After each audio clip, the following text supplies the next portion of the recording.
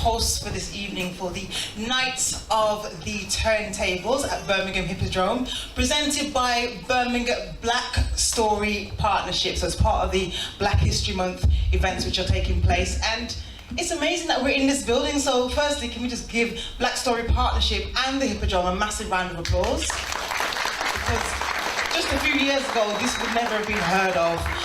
Okay, so the Knights of the Turntable, it's a play on the word or the phrase, the Knights of the Round Table. From the medieval days, King Arthur had his round table and he had his knights around the table, and those were his most trusted, most revered, and certainly the most respected people in the land. And so we are bringing the most respected, the most admired, the high achievers of reggae and also the sound system world in Birmingham, but also nationally and nationally onto this stage. So without further ado, I'd like to invite the esteemed guest into my front room, the Wassifa front room, and if you wouldn't mind, as they come up, just give them the accolade they deserve. So please, can I firstly invite to sit on this chair over here, Mr. Lloyd Blake, the original promoter of the sound system and concerts in Birmingham. You will all remember the Hummingbird. Thank you very much. Okay, and if I can next invite to sit next to him, Mr. Bernie Dixon, who is the music producer, promoter, and former artist manager of Aswad. Thank you very much. If you wouldn't mind taking a seat, sir. Thank you. Okay, next up we have the second female on the stage today, and that is Miss Valerie Robinson of the V-Rocket Sound System, yes? Okay. And much more than that, we'll get you to explain more about what you do, the promoter and manager from Nottingham. Okay.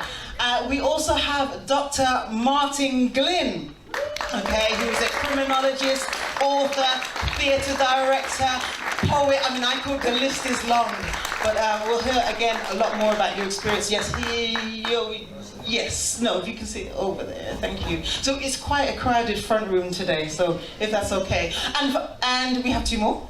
We also have Mr. Tony Owens, if you wouldn't mind joining us onto the stage. He's the ex-manager of Musical Youth, and also he was a Hummingbird promoter, and he's brought many artists over to the UK. So I'm sorry the front room is a bit cramped, but we're doing the best we can. And my last guest won't even have a seat, okay? But this is Mr. Mykal Brown, co-owner of Wassifa Sound System, TV producer, everything. We get catch. Okay, yeah, you're gonna catch. You're gonna catch. We call it catching back in the day. Yeah? Alright. Just can I clarify how the something set out like this? Okay, alright. But we can catch on the floor, can nothing wrong. And that's okay, and thank you very much for correcting me on this, because I am the young person in all of this. I can't pretend to know or have the wealth of knowledge that you all have on here, and I just feel blessed to be amongst you and to hear your stories, and that's exactly what we're going to hear today. Not only your stories, but really capture the history, because this isn't a conversation which normally takes place in a space like this. All right, so before we get into it, I think it's really useful. I don't feel I've at all done any justice to who you are and where you're all coming from. I have another mic here. Would you mind, just for people who don't know, just give us a couple of minutes about who you are and where you're coming from. If I can start with, yep, Mr. Lloyd Blake. All right, thank you.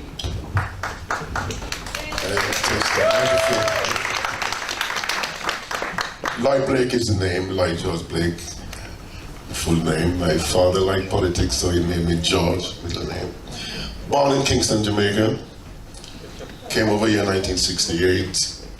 Had an idea when I was a young man in Jamaica, promoting as Lydeman G. Blake Promotions.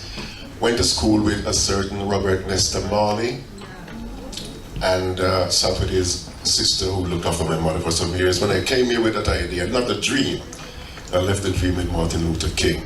I came with an idea and a vision to do something, to copy something, if I could, that was happening in America.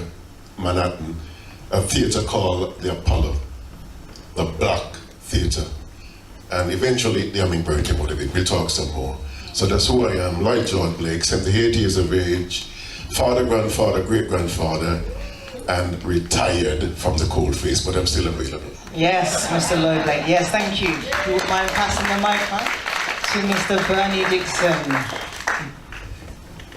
Bernie Dixon, born in Clarendon, but lived in Trenchtown.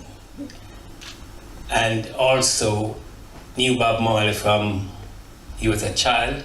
Came here in 1962 and started promoting reggae artists. Sound system. First person to bring Bob Marley in Birmingham, give him the name Bob Marley, not the Wailers, just Bob Marley and the Wailers, because I thought something was different with him. Also managed as what? Work with Mr. Blake at the Hummingbird, and I'll pass you on to Valerie. Yeah. Thank you. Pleasant good evening, everybody. I'm Valerie Robinson, also known as Lady V. I was born in Talspen, Spanish Town. Came to the UK in 1966 to find my parents, my late parents, with a 50-watt sound system that used to entertain the Nottingham community. Those days, black people wasn't allowed in venues. So I predominantly grew up with my brothers. Eventually, I started to run the sound system V-Rocket with them. And I could just say, when I speak about the sound system and I see the valves over there, the actual valves amplifiers was actually built here in Birmingham. The sound was built in Birmingham by Lex the Giant, who now lives in the US. So we do have connection with Birmingham.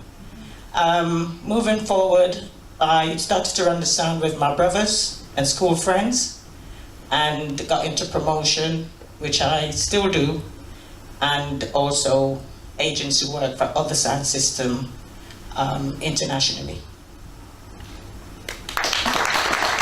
Thank you. We go back, why? Because I'm Nottingham.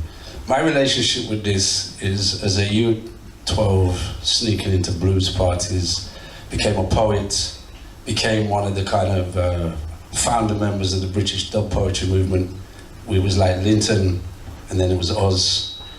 Cut a long story short, I've got children, grandchildren, and a great-grandson. And one of the reasons I'm sitting here is because I thought when I heard we joined Black History Month, we need more black doctors. Well, I became one. But what I've started to realize is, no, it's cool, thank you. That's not the point I'm making. The point is that as I'm 63, I'm conscious that in 10 years' time, every sound I followed when I was a youth, the elders in those won't be here. So when I became a doctor and started teaching black studies, the word legacy came up to mind. And the first thing I said to Valerie when she came in, where's a book? I read. And so for me being here, it's quite, when I walked in here, the first thing I was looking at is the valves. I could never lift up soundbox, I was too small, right? But I performed on Valerie's sound system, I performed on Saxon, and as a poet, I went to Jamaica and worked on Jamaican sound systems. And what's frustrating for me as a lecturer in university, that some of our students don't know what it is. They don't know what it is. And it's like chicken. Some people don't know what a dumpling shop is, but they know what fast food is. So for me, I'm here in a kind of educational capacity when I'm going to respond to some of the issues, because without this music, without sneaking into places like Valerie used to play and the promoter who never paid me. I never got paid for when I was comparing. But the thing is, people like Lloyd, when I was a youth growing up, these guys were entrepreneurs, they were business people. We didn't realize at the time, they're just people with money that we didn't have. So all I want to say is, for me, I'm interested in the stories, the legacy, but recognizing this is quite historical. I mean, forget Black History Month, this is just historical, because these guys, Valerie as well. I mean, Valerie, to me, I don't know any other woman in the country that's lasted as long as she's lasted. So for me, when we talk about community, this is a real community, and I'm just glad that over the last 40 odd years, 50 odd years, I've been part of it.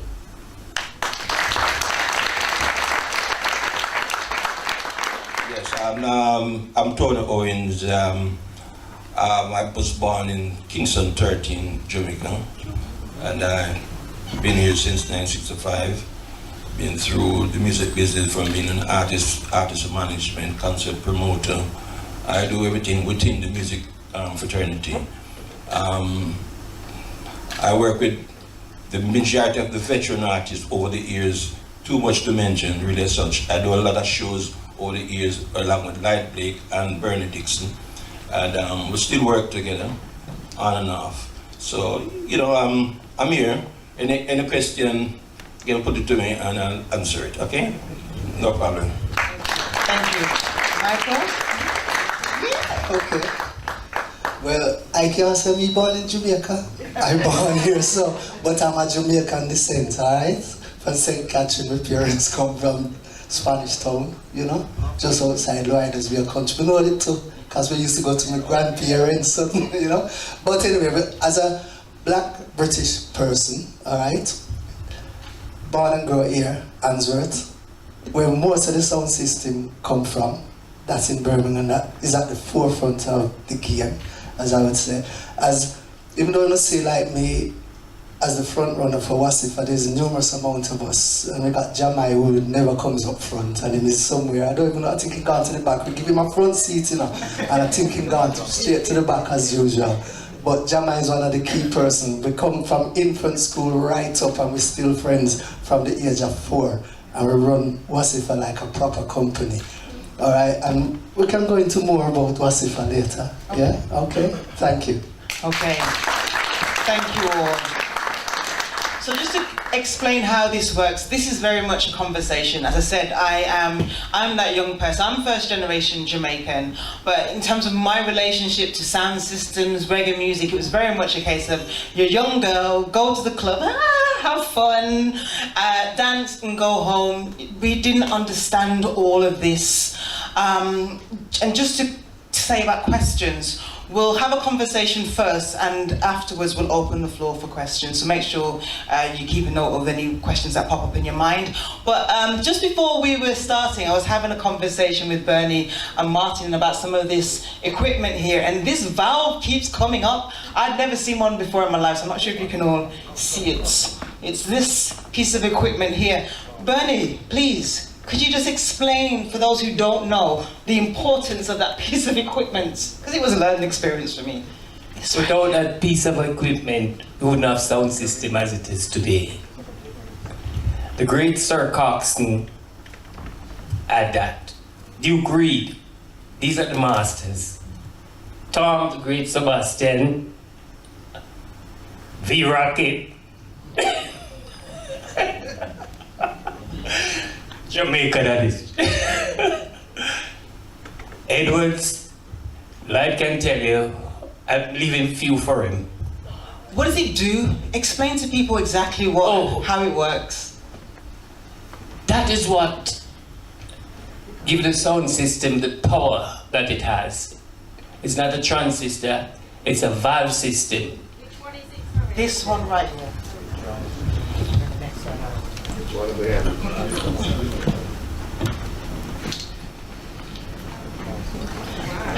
Put your hand in if you've seen this before.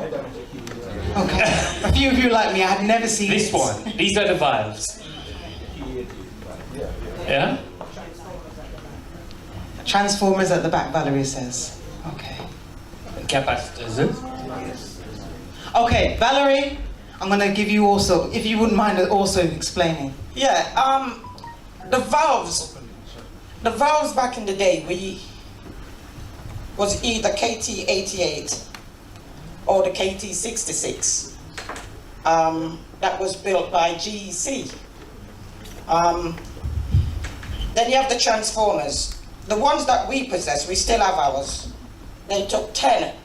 We've got 2 pieces of 500 that takes 10 valves, and we've got a 600 that takes 12 valves, and then you have the smaller capacitors.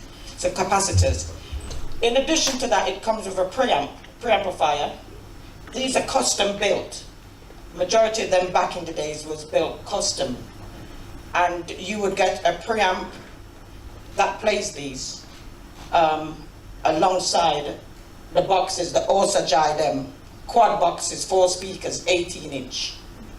And I don't know the history, them shakedown building. So that's Thank you. All right, so, and they wouldn't look like that when you go into the dance. I also want to add something, because from a historical point of view, when I was a youth growing up, one time where I used to grow up, there was like derelict houses. I was like zinc on the front. Well, I first remember I went to a V-Rocket Blues, and there was outside, there was a street light, because it was a derelict house. And a man climbed up the light, and he actually connected the sound from the light outside. The relevance of it is, this is what people need to understand. They were electricians. I'm looking at the cables downstairs. You ever go to a dance when you got no rafters?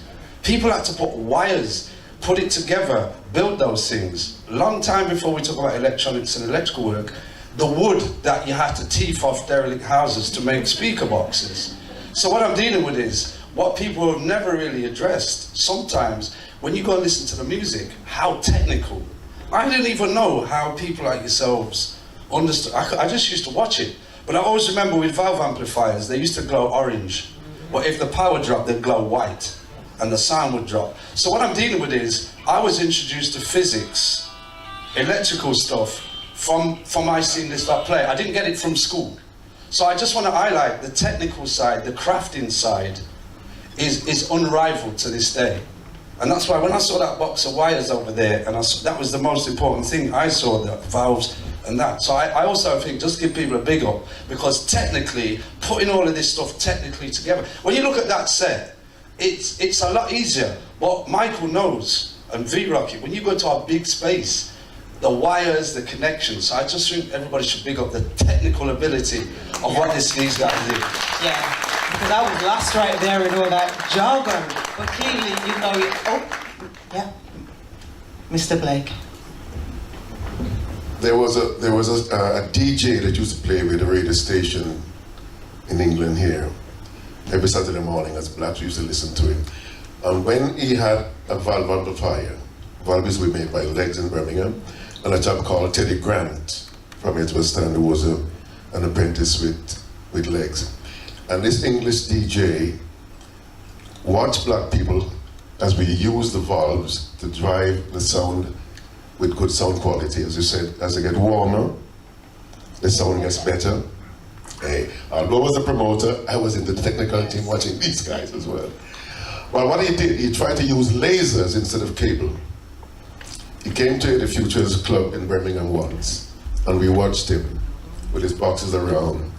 And that must have been the advance of the technology now. And he had a little box on top of an amplifier, and a laser was going to eat sound, no wires at all. And we watched him, but he never came back to Birmingham with it because he thought blacks would take the idea from him. One other thing, the unique thing about valve amplifiers, they don't just use for music. There is people that use them to power machinery. Yeah. Oh, wow. So that's the power. unique thing about it. Yes. Okay, thank you. All right, well, I want you to take me back now. So you're all bar Mykal and Martin from Jamaica. So you came over there. What was the scene like, the reggae scene like? I know you said there were no dances particularly geared towards Jamaican people. Was there anything at all? And so, yeah, let's start there. Was there anything at all? 1968, when I came here, we had to beg the schoolroom attendants to allow us to keep dances in schoolrooms and church, all community centers. Most church had a community center at the back that they would keep birthday parties and all that. There were no venues, generally speaking, for blacks to go to. But there was the Hippodrome, and there were white venues. In Handsworth, there was a place called the Plaza. In Rookie Road, the Plaza is now a temple. Yes? And you would find little small one-shop type venues at the back, a little so-called club.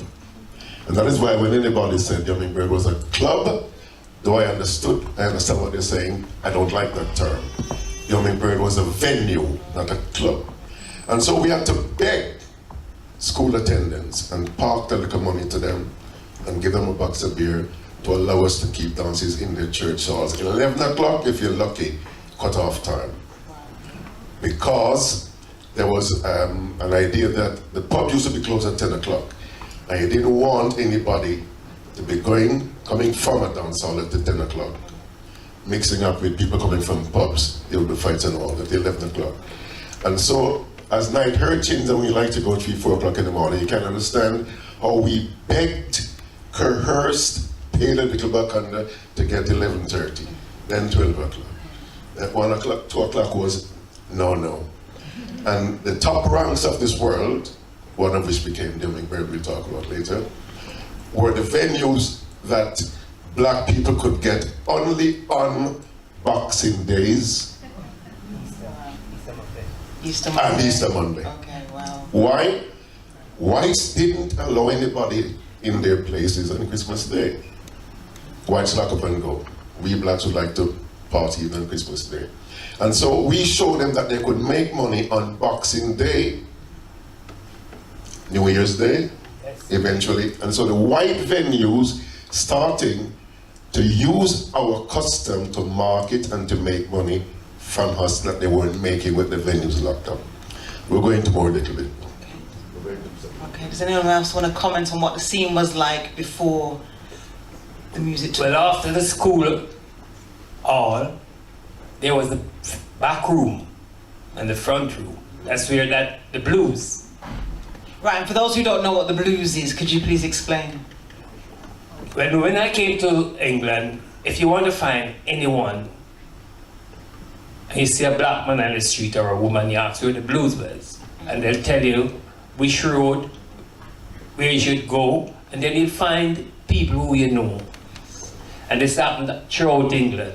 Because that was a question I was going to ask, like how did the communication take place then? There were no mobile phones, there was no internet, no Facebook, all of that stuff we have now. So was it all word of mouth? That's how people got to know about the dances That's and the right. blues? People spoke to each other.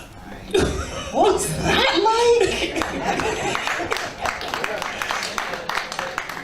like? We didn't have this. What's your name? Oh, John.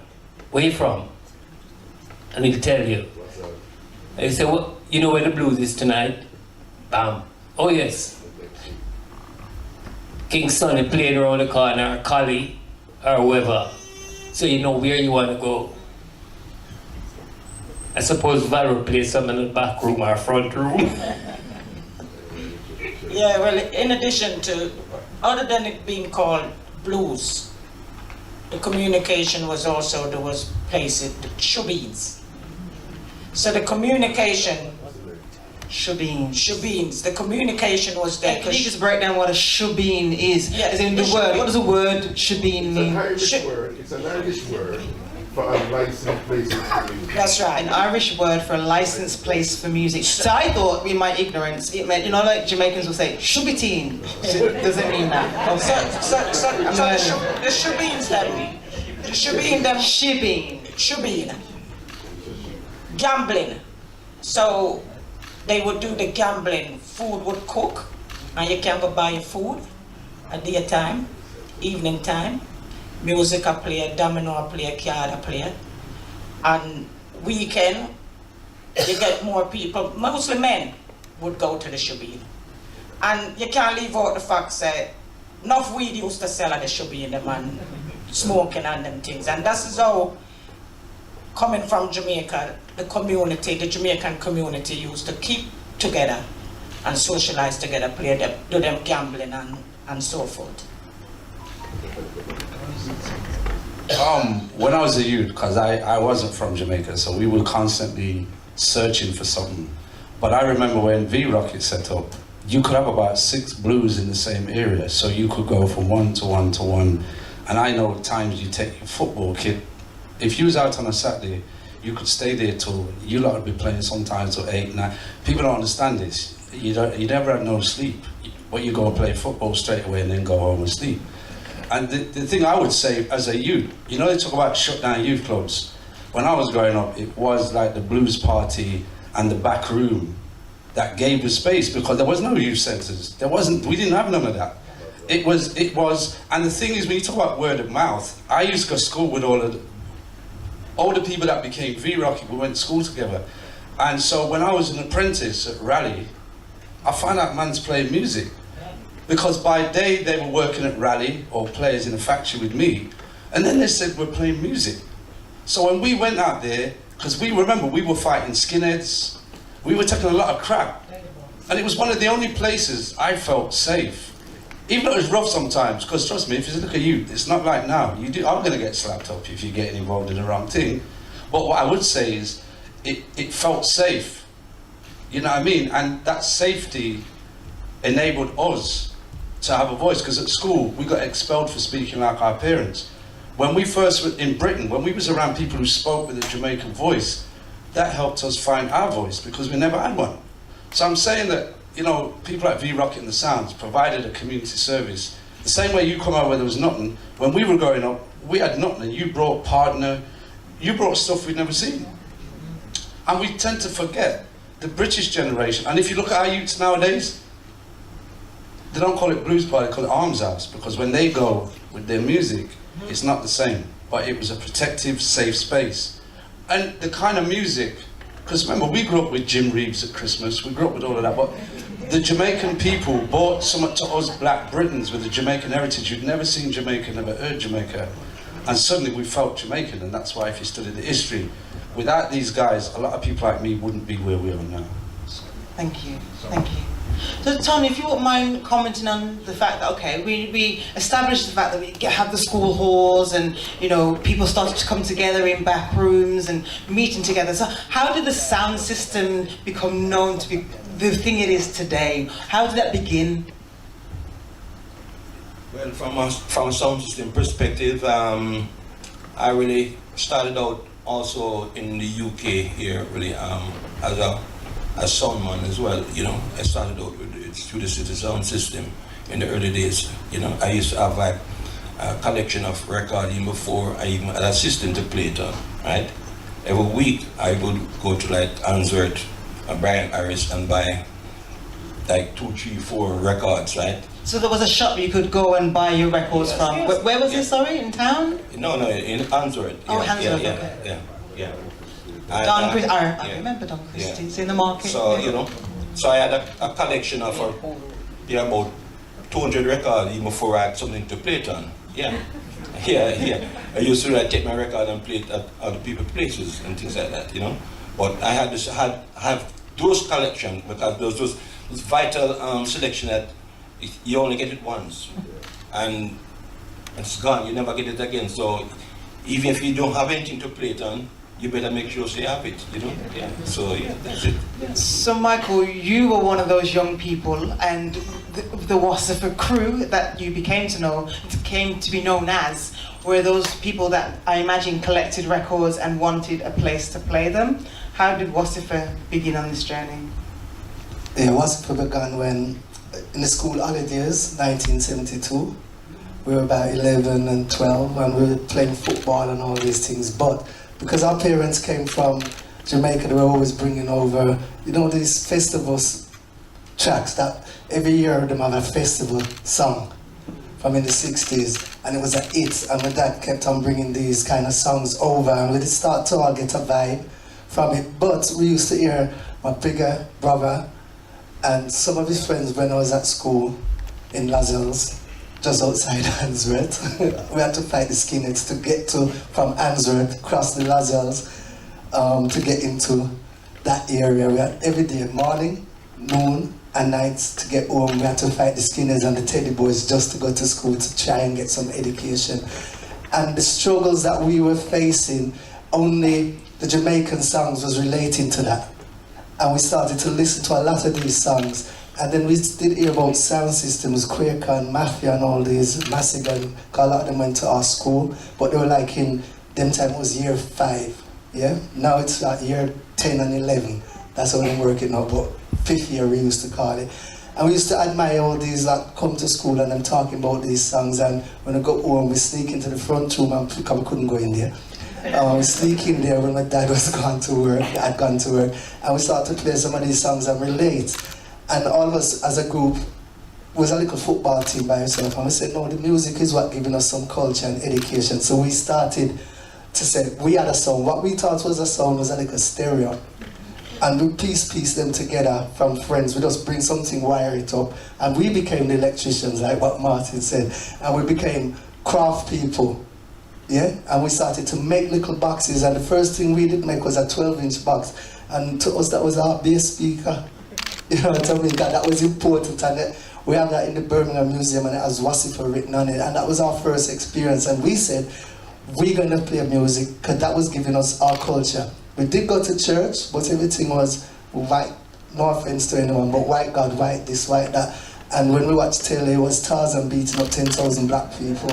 And no, I'm talking serious. So we said, life can't really be this, and it was all negative for us. So we said, we're gonna play a song, listen to the culture music, and it gave us an inspiration to say, we can become something. And that was important to us, you know? So that's how we kind of grew together, 1972.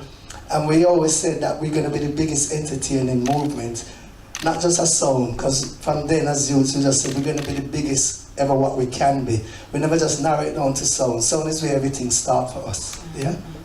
So what I'm hearing a lot of here is that there was a real need to want to kind of grab onto what's left of Jamaican culture outside of Jamaica, and not only celebrate but kind of like soothe, and it's almost like a therapy in a way. But yeah, there's a massive vision to create something bigger than what was already existing. Was it a similar sort of journey for V-Rockets, Valerie? Was V-Rocket born out of a need to want to maintain the culture? Yeah. Most definitely, because it started as, like I said, my late parents started with my mum and dad. They used to follow a sound back in Jamaica called V-Rocket. So when they came to the UK, started the little sound, little house party sound, they called it V-Rocket. My older brother, was responsible for it then. And then moving forward, I had another brother that joined the army. And those days, Belfast was no good, the bombing and stuff, and he felt it wasn't for him. So he wrote to my mom and said he wanted to leave the army. And my dad said, no man, let the boy stay, there's no feather bed for him. My mom said, if he wants to come out, let him come out. So leaving the army, the money that he got was what bought the first piece of 500. So it's always been a family sound, so to speak. But then there was another little rival sound from school days. That's Parliament and Ruben. Those are the guys that I'm teamed up with. So we all went to school.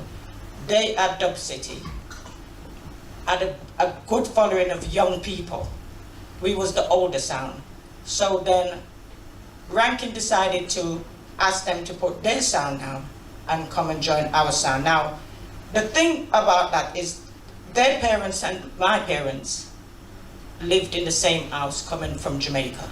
So it was like a family thing. And from those days till now, it's been a family thing. So the legacy for us is very important. I would normally say back in the days, I'm a sound owner. Now I'm a part of a sound because I've handed over the baton to the younger siblings, Parliament's younger son, my son, and another selector that we brought in from Jamaica. They're the younger ones now that's got the fresh ideas. Like Martin said, in 10 years' time, I'm 70. I'm not going to be expecting to be, in dances. Wow. So the times come where we have to look at handing over the baton to the younger generation, so the legacy of V-Rocket lives on. Absolutely. You know, when they talk about Robin Hood in Nottingham, but you leave Nottingham and you go anywhere in the world, and they say, where you're from, and you say Nottingham. Do you know V-Rocket? We want that to stay. Yeah. Yeah. So the next generation, for my grandchildren, You know, the youngest one is 2. I want when they're 22, the name V-Rocket is still there. That's important. So keeping it within the family structure is important because they see the history. They come up hearing the music and embrace it and know the importance, the passion. And that's the important word, the passion for what it is. It's been my life. I wouldn't change anything. I wonder, and I want to come to you, Martin, would this passion and the drive to begin and start these sound systems and the blueses exist if the struggle wasn't there? Because we're going to start talking afterwards about the future. I'll give you the historical context. About a year ago, UNESCO declared reggae music a protected art form because it's recognised in global terms culturally. It's a music that emerged from struggle. What's happened though is there was a split between reggae and sound system. Well, actually, sound system gave people like us who were struggling and fighting skinheads a voice. I gravitated to dub poetry because when I used to listen to the early days of DJ, I listened to I.D.E.A.L, U-Roy, I listened to more. And when I used to listen to the early DJs on the sound system, it was like linguistic acrobatics. But for me, I was vexed. So I chose dub poetry, which is something that came out of DJ. So in some respects, the struggle for, you know, we have the black middle classes who probably might prefer opera or something else different from sound system. But what I found is, as an academic, is that I saw you the other day, I was going chip shop, and he said, what weird, yeah, doctor, you got chip, you didn't believe it, because most people who become academics move and leave. And so that legacy Valerie talks about needs to be written. All of the people here come from oral traditions, we haven't documented it. So the issue is that I was listening to Gregory Isaacs the other day, Black I Kill Black. That's black on black crime. That was in the 80s. Police and Helicopter. You listen to the early lyrics of John Hope. It's sociology. So what we've done in Black Studies is actually acknowledge this as part of the social history. The fashion. You know, Peaky Blinders, everybody talks about Peaky Blinders, but the caps, I was wearing that. I didn't have locks, but I never used to comb my ear. And the only way I could put it underneath without elderly black people slapping me up was to put it underneath my hat. We set fashion trends, we changed British culture, but what happens is we let it get away from us. And that's what's happened. So we're still struggling. But the reality of it is, the music, we've never kind of embedded it in the national curriculum.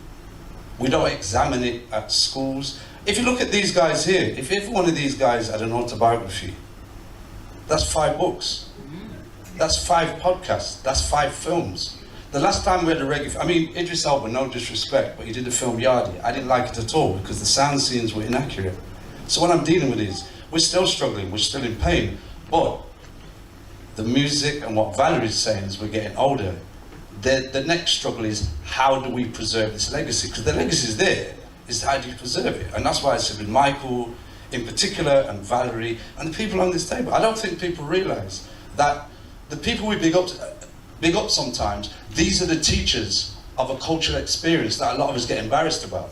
But yet, I can tell you this now, in the recording business, they've still never been able to capture that baseline that reggae music has. So that's what I'm saying. It's this, as Valerie says, I can't emphasize it enough, legacy through education, not to let it die. Because if we do, as Marcus Garvey said, we'll die with it. Yeah, and we'll come back to that point, but I want to capture the history of the artists and the venue in all of this. So you, Mr. Blake, you started the whole idea of the Hummingbird and bringing artists to Birmingham. How did that journey begin? Let's not forget that once we were playing music and enjoying it, it was a business. And when I came from Jamaica, it wasn't just to have somebody to play music, it was to create a business. I came here in 1968, March, and by October, I was head of center at a place in Balsalib called Mount Pleasant Center. 1 or 2 you might remember it. And I started to book venues up and down this country, Tony, Bernie and I and others, Wales, London, Manchester, all over the place. We saw the need to use the schoolrooms to have a business, sound system, promote, make a little money, send money back home, and so on and so forth. And so venues were important to us. Where were the venues? We missed one genre of venues, the lodge halls. Behind churches, you look for a lodge hall, and they would always rent you spaces. In Jamaica, you're about Ferris's Hall and Jubilee. In England, you've got lodge halls and all that. So sound system wasn't just for fun, it was also a business. I said earlier about Hummingbird, but I was a businessman in about 5 businesses over the years. Lighterman G. Blake Promotions was one of them. I was chief executive, founder member, and so forth. Unique Action Limited, another company I formed, because we needed to use the music for fun and for business. So looking for venues were always a weekly thing. Anyway, they would allow us as blacks to come to use. We had to adopt what we then called and practiced as concert and dance, stage show and dance rather, into concerts. Because on a Sunday, you couldn't get anywhere to go to 1 o'clock and so forth. If you did get somewhere on a Friday, you could have a dance finishing 2 o'clock when eventually we got there. But sound system wanted to play before the artist came on stage and wanted to play after the artist left stage. So we usually have a stage show and dance where the sound would play very importantly.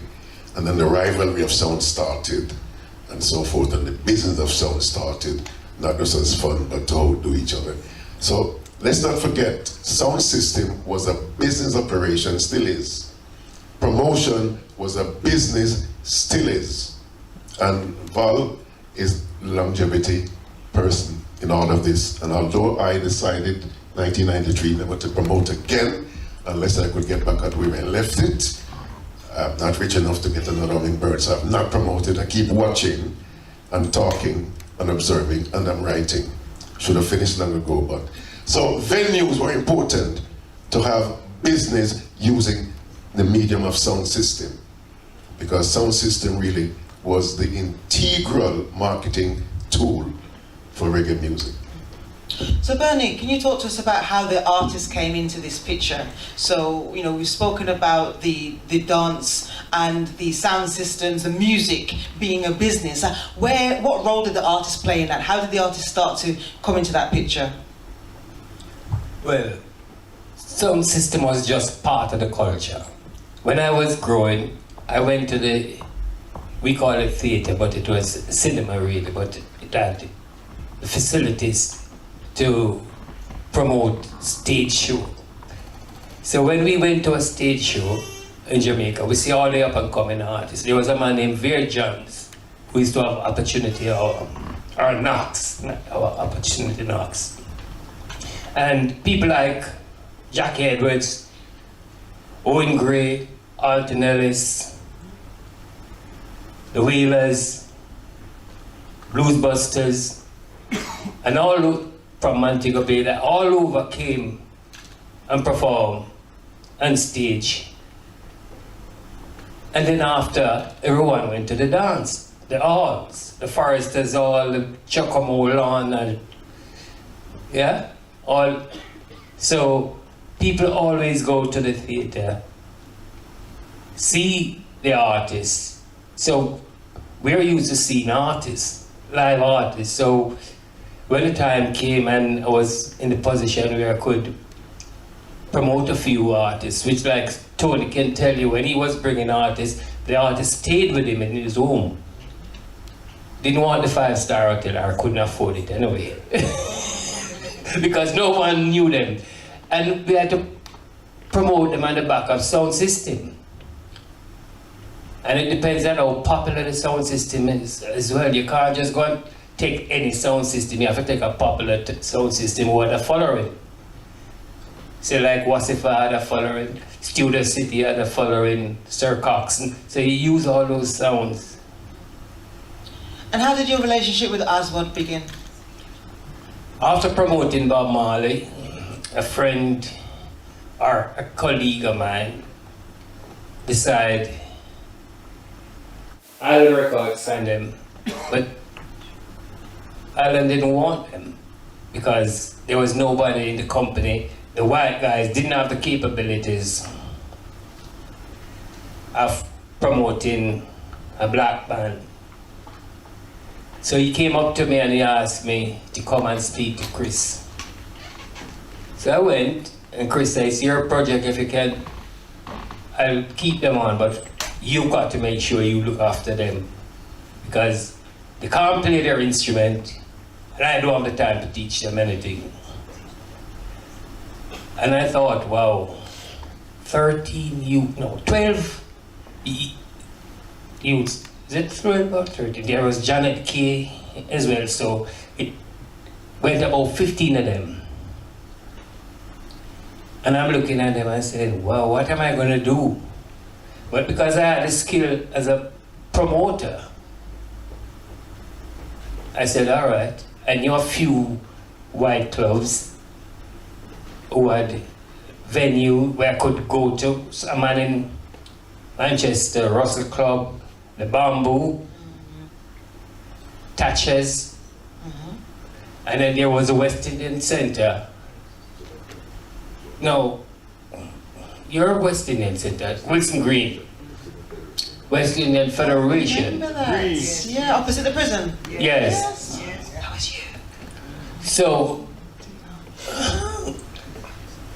I decided, okay, there was Club Norwich in London, and I knew the guy who ran it. So I decided, you know, I'm gonna take them on a little tour. So I set up everything, all the posters and everything. And can you imagine me and all of these raw youths, never been out of London. All of them start laxing and everything. Don't know, apart from they can play a little bit of music, I have to take them on the road and teach them their trade, as it were. And that's all. But I used to promote before, so I knew a lot of people. Like Lloyd said, we run up and down the country doing things. And Thank you. that's a birth. Okay, thank you. And Tony, if you wouldn't mind passing the mic on, you've also worked with musical youth. How did that come about? Well, musical youth derived from a music workshop I had in Saltley, you know, call it the Saltley Music Workshop, teaching youths to play various instruments and things like that. So, you know, that's where the musical youth really comes from, really. Okay, thank you. Thank you.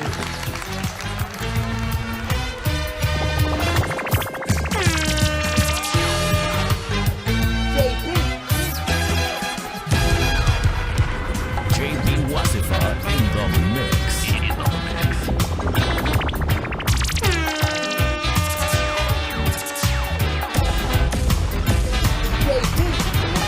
Let's recall some great men who've been fighting for us. Let's recall some great men who've been fighting for us. Let's recall some great men who've been fighting for us.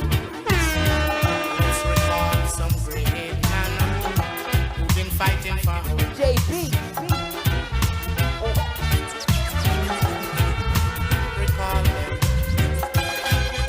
Recall them.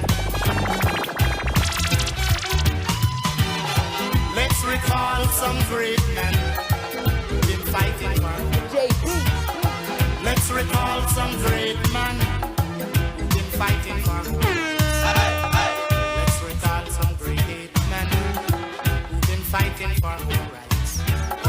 Let's recall some great men who've been fighting for our rights.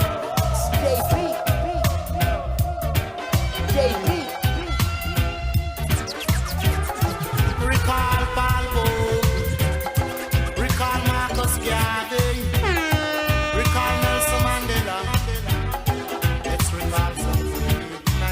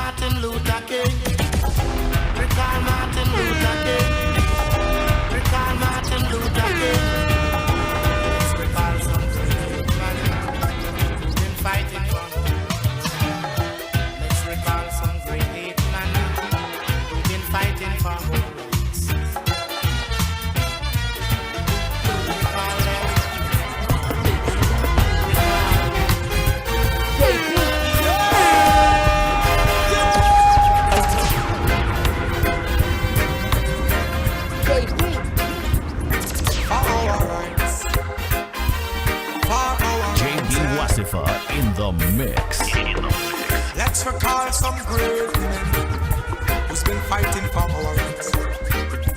Let's recall some great men who's been fighting for our rights. Let's recall some great men who's been fighting for our rights. Let's recall some great men who's been fighting for our rights. Recall Bob Marley, who's been fighting for our rights. Recall Rodney Price, he's been fighting for our rights. Recall Burning Spear, recall Culture Josephine, recall Miss Lou Fitzroy, they've been fighting for our rights. Recall them. Recall them.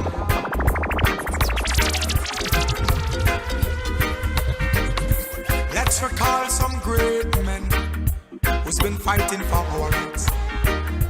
Let's recall some great men who's been fighting for our rights. Let's recall some great men who's been fighting for our rights.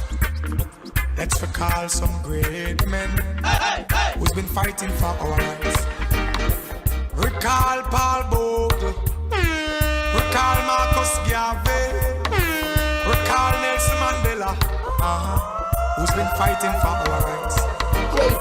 Recall Buster Manti, recall Norman Manley, recall Oprah Winfrey, that lady, been fighting for our rights. Let's recall some great men. Recall them. Make we talk about Martin Luther King. Make we talk about Fidel Castro. Make we talk about Miss Rosa Parks. They've been fighting for our rights. Recall Che Guevara, Malcolm X and Gandhi. Recall Mugabe. They've been fighting for our rights. Recall them. Selassie, I say recall them. Let's recall them.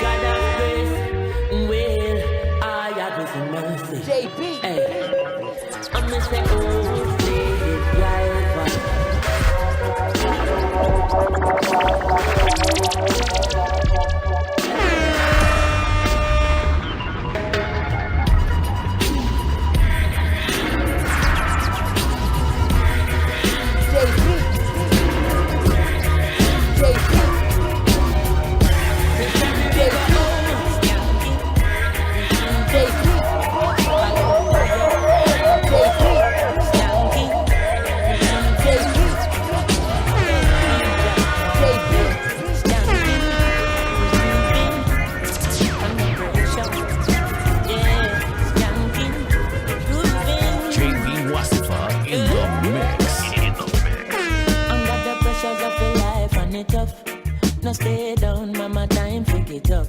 No bother with the down, full style, strictly up, full vibes. Not pick it up, and the bills, them, the rent, and the mortgage due. Yeah.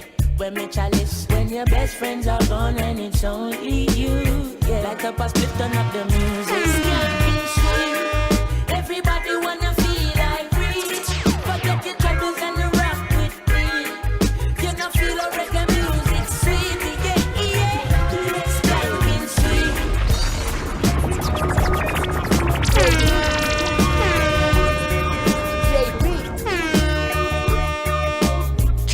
Wassifa in the mix. Hallelujah.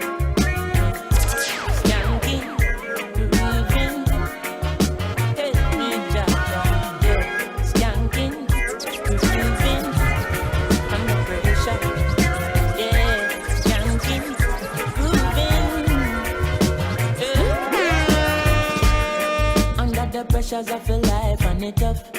No stay down, mama, time pick it up. No bother with the down, full style, strictly up, full vibes. I pick it up when the bills, them, the rent and the mortgage due. Yeah. When me chalice, when your best friends are gone and it's only you. When I cup a split, turn up the music. Skanking sweet, everybody wanna feel like free. Forget your troubles and the rock with me. You know feel a reggae music sweet, yeah. Skanking sweet, everybody wanna feel like free. Forget your troubles and the rock with me. You know feel a reggae music sweet, yeah. Skanking sweet, for every pain there's a melody, yeah. For every trouble there's a harmony that brings everything together. So make we sing together. And who said life no order? And every man got this struggle. I beg you to help me, Lord, and let me overcome my struggles. Skanking sweet, yeah. Everybody wanna feel like free. Forget your troubles and the rock with me. You know feel a reggae music sweet, yeah. Skanking sweet, everybody wanna feel like free. Forget your troubles and the rock with me. You know feel a reggae music sweet, yeah. Skanking sweet, we skanking till our morning come. Until the day when my troubles are gone. We're grooving in a jazz. We're grooving on my troubles. Everybody wanna feel like troubles and the rock.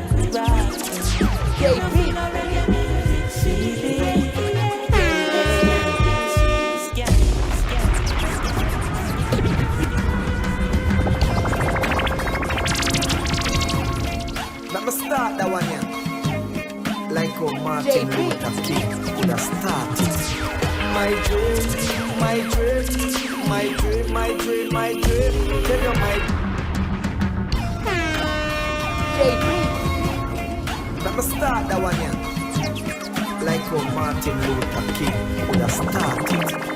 My dream, my dream, my dream, my dream, my dream. Tell you my dream is to live my dream. Hear the most high in me sleep when me sleep. Tell you my goal, my goal, my goal. All of my goal is to reach my goal. Live a happy life, put it on me headstone. Nobody no fi cry over me dead. Look at me now, when them treat me less than gold. Put me in a box like a rectangle. Oh oh, look at me now, oh, look at me now, oh, look at me now. And me can tell you my life, where them used to go round me, go round. No one used to come round me. My life was so lonely.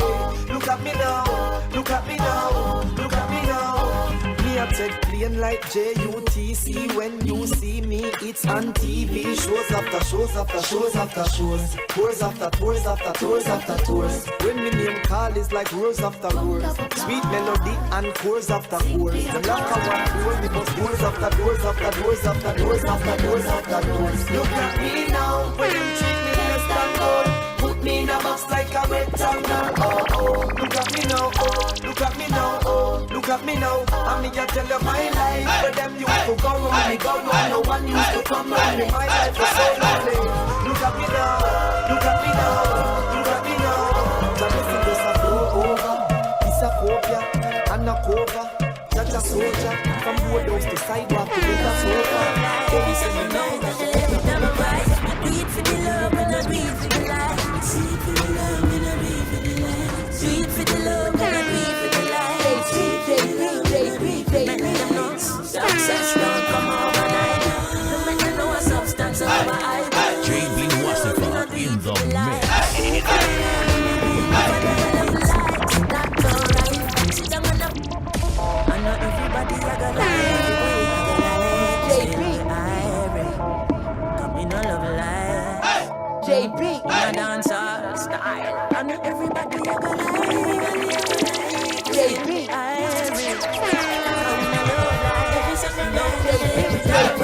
Sweet for the love and I breathe for the light. Sweet for the love and I breathe for the light. Sweet for the love and I breathe for the light. See the love when I do it for the lights. Success don't come overnight. I know a substance over I do it for the love when I do it for the light. No for them and them lights. Not alright. See them on the post and the tweet all night. See them on social media type. While I say them they a studio advice. Oh me never put them up on no flight. And me never see them a live not all life. You miss someone now you have so much likes.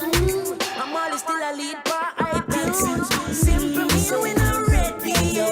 You put the music first, that's all. While we there on the war and the hype. Real work, that's all. When you see me, yes, I see I. And every tune when me ever write. And every show where we headline. No, when I do it for the likes, but tell them I do it for the love. When I do it for the light. One of the day. Sweet for the love when I do it for the lights.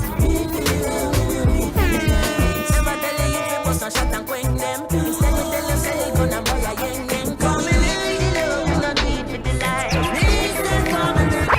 If I want to hate a fern killer, me no believe in a fern killer. Family, and me say family. Me love me family, them do me heart. No the dearest one of them. We kill it there to the end, there from the start. We real better them. Cause them no know when we a buy 3 sardines and 1 pound of rice from shop. And them no know when we a get chased by cops and the can drop. And all the woman make it now. No struggle feel. And know all of them. And know who bring all make them trick me and kill me. Oh, you must see man. Life are the greatest thing that me no left. And me no left my God. Can't trick me and kill me. No way, you must see man. Life are the greatest thing that me no left. And me no left my God. And me energy them want it. When me see it clear, say them a mango. Them know so that you then a friend. Me no play like rhythm and blues. Man loyal, too loyal. Someone if you think of like go trial. Informer one judge have me pan trial. Them days and me don't just a boy loyal. Me no know if heaven is real, but me know fear pop and no every man real. Some boy are not in a clean. Them no want see a next youth living. Believe me, evil and demon. Them can't stop me in I.D.E.A.L. Anytime me a drive on my van. Big fat, now me right down. JP Wassifa in the mix. JP.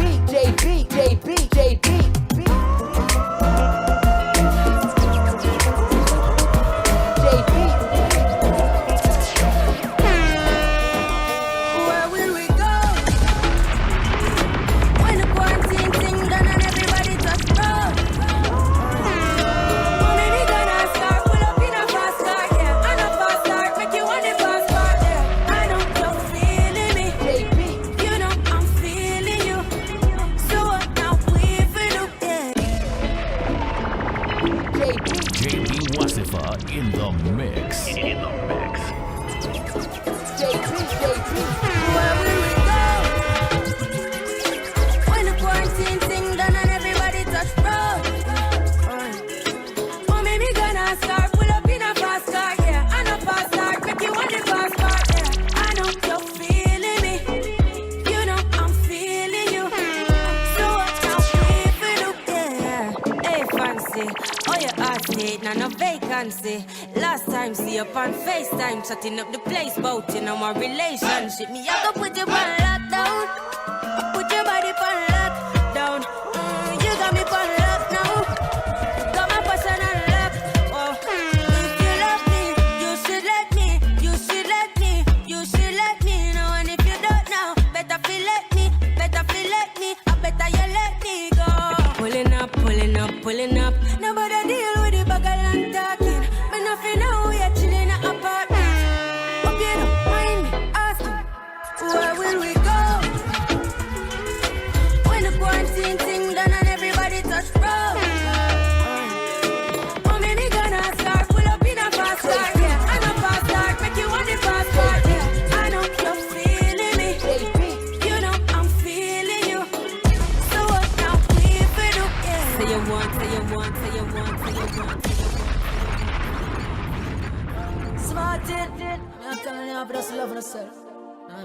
Value yourself, think highly of yourself. You're very important. Hashtag, I'm a big deal.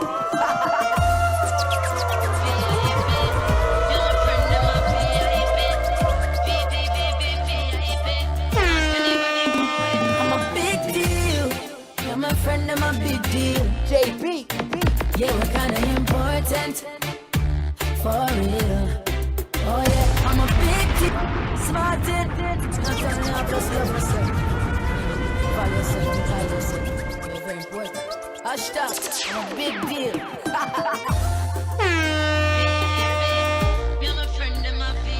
JB Wassifa in the mix. I'm a big deal. You're my friend, I'm a big deal. Yeah, we're kinda important. For real. Oh yeah, I'm a big deal. And my friends are some big deals. Very, very, very important. For real. This has nothing to do with money or fame or vanity. This one is all about self-worth. So big up your chest and stand proud and don't matter about nobody. No man no more than no man on this earth. So whether you walk or you a drive car, after if you're white or black like tar, you feel good in yourself, you're a star. Push up on no one and tell all the haters I'm a big deal. I'm a friend, I'm a big deal. I'm a big tell you. Yeah, we're kinda important. Okay. For real. Oh yeah, I'm a big deal. Believe me, my friends are some big deals. Very, very, very important. Poor Berry. For real. It's like you have the Prime Minister, and then you have way. That's the order in a free country. Yes, that's a this, that's a the hierarchy. Ask anybody about it. 4.0 at the top, at the top, at the top, at the top.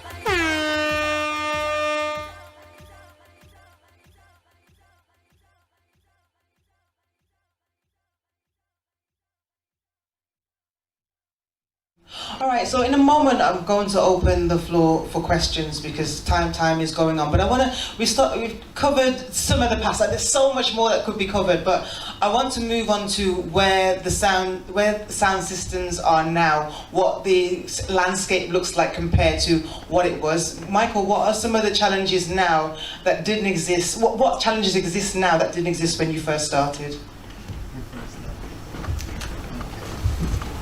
The challenges back in the day, I'll start from that first. The challenges back in the day was about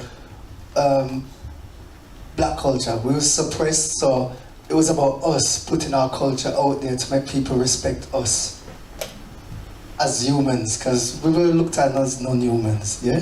So from that standpoint, we had something, our culture burning in us too. The music was basically educating us. So for us, we was expressing ourselves on these tracks, you know, like from Burning Spear culture, Israel Vibration, you know, just name a few, the Wailers, you know.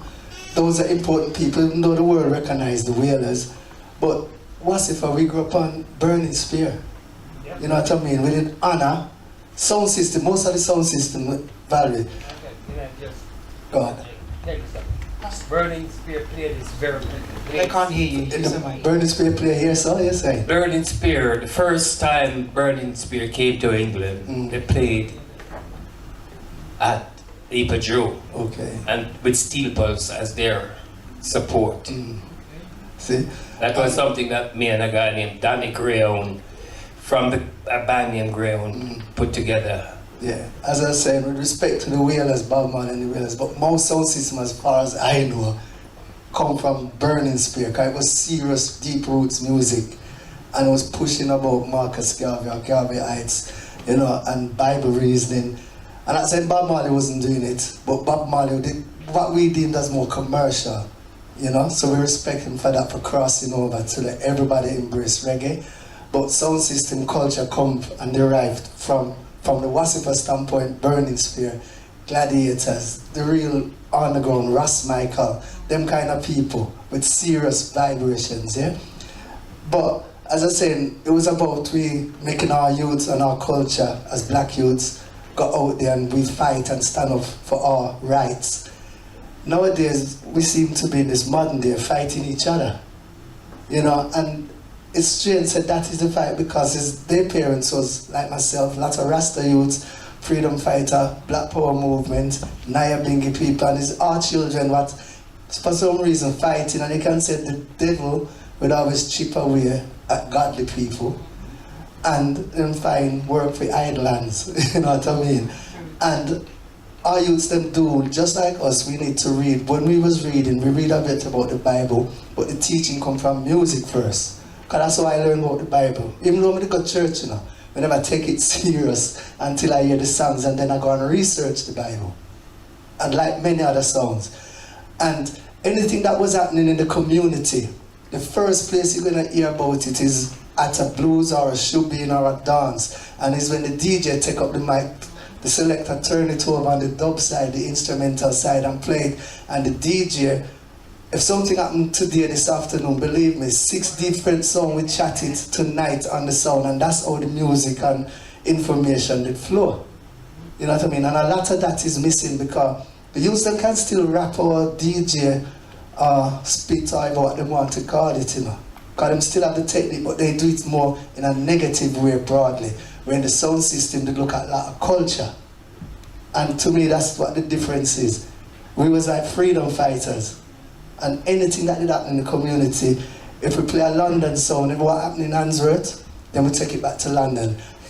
Then we bring up what happened in London, and then we chat it the next day on the sound system. That's how music and information they go about the place, you know? So Martin, can you talk a bit, sorry Valerie, did you want to say something? Yeah, in the difference between those days and now, it's fundamentally changed, massive.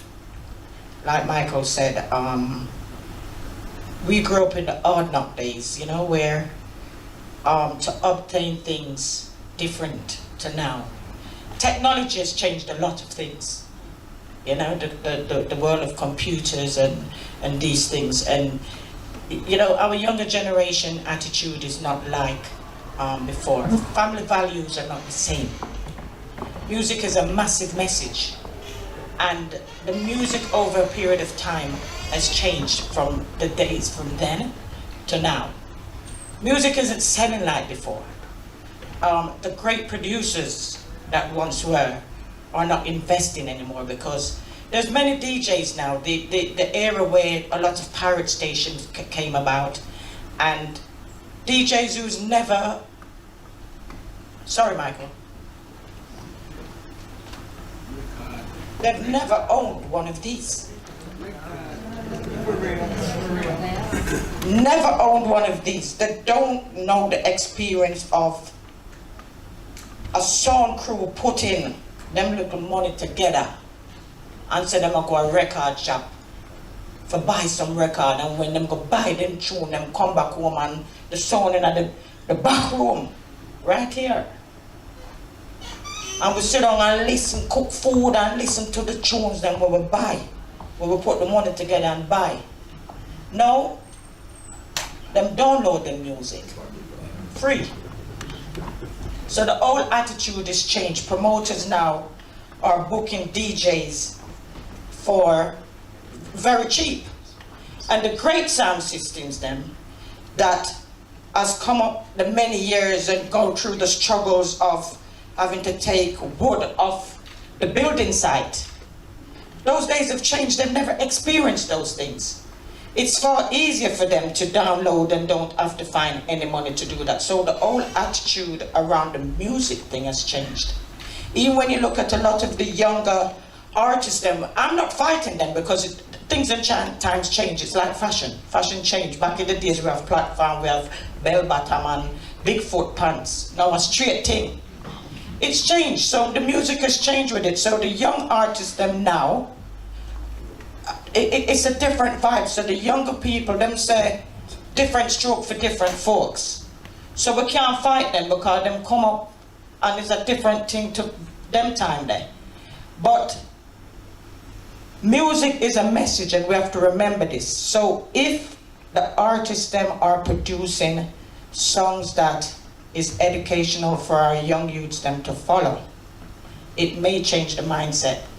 But also the issues where Mykal's talking about the black and black problems, it's very important that we reach to this point here because this is the problem that we're faced with when Lloyd talks about weekly trying to find venues, we're back at that stage because we can't find venues. Some places where people are keeping events, you don't want to be going to those. You can't put on your good clothes and say, a man I got carry out in partner for go to those venues because they're not appropriate. But this is where it's pushed us back in those days where we used to have to resort to going back into the back room because of the attitude and the mindset of nowadays. Thank you. So Martin, what's happened? What's changed? And why are young people not fighting for reggae music? It's quite simple. Well, I say it's simple. We set up the first Black Studies degree. One of the things about setting it up, first Black Studies degree in Europe, the impact, if you look at the Windrush generation, over the last 50 years, 1993, Tony Blair was in, the criminal justice system doubled in size, and actually it almost tripled for us. When you look at mental health, public health, glaucoma, diabetes, prostate cancer, we've become like a public health nightmare. Schools, kids are getting kicked out earlier. One statistic, in the criminal justice system, 15 years ago, the average length of a life sentence was 12 years. But because of the amount of black youths that's been sentenced, it's gone up to 20, minimum. So, in some respects, families have changed, many things have changed, but what doesn't change is when you hear Studio One. What doesn't change is when you hear that sound. So, in light of what you hear everybody's been saying, we've been excluded again. Because the privileged elite have said, let's push it away. Did it with hip-hop? You know, if you study legislation, drill, trap, hip-hop, and reggae music to an extent comes under legislation, so they can shut the venue down using the law. So what we've done, what we started to do, because I'm taking what Valerie's saying seriously, we've started to develop things like reggae therapy. Because what we do know is the NHS uses music in the treatment of dementia. So what I'm starting to do is use reggae music in the way we look at mental health. Theatre, working with people like Mykal to recreate a theatre space.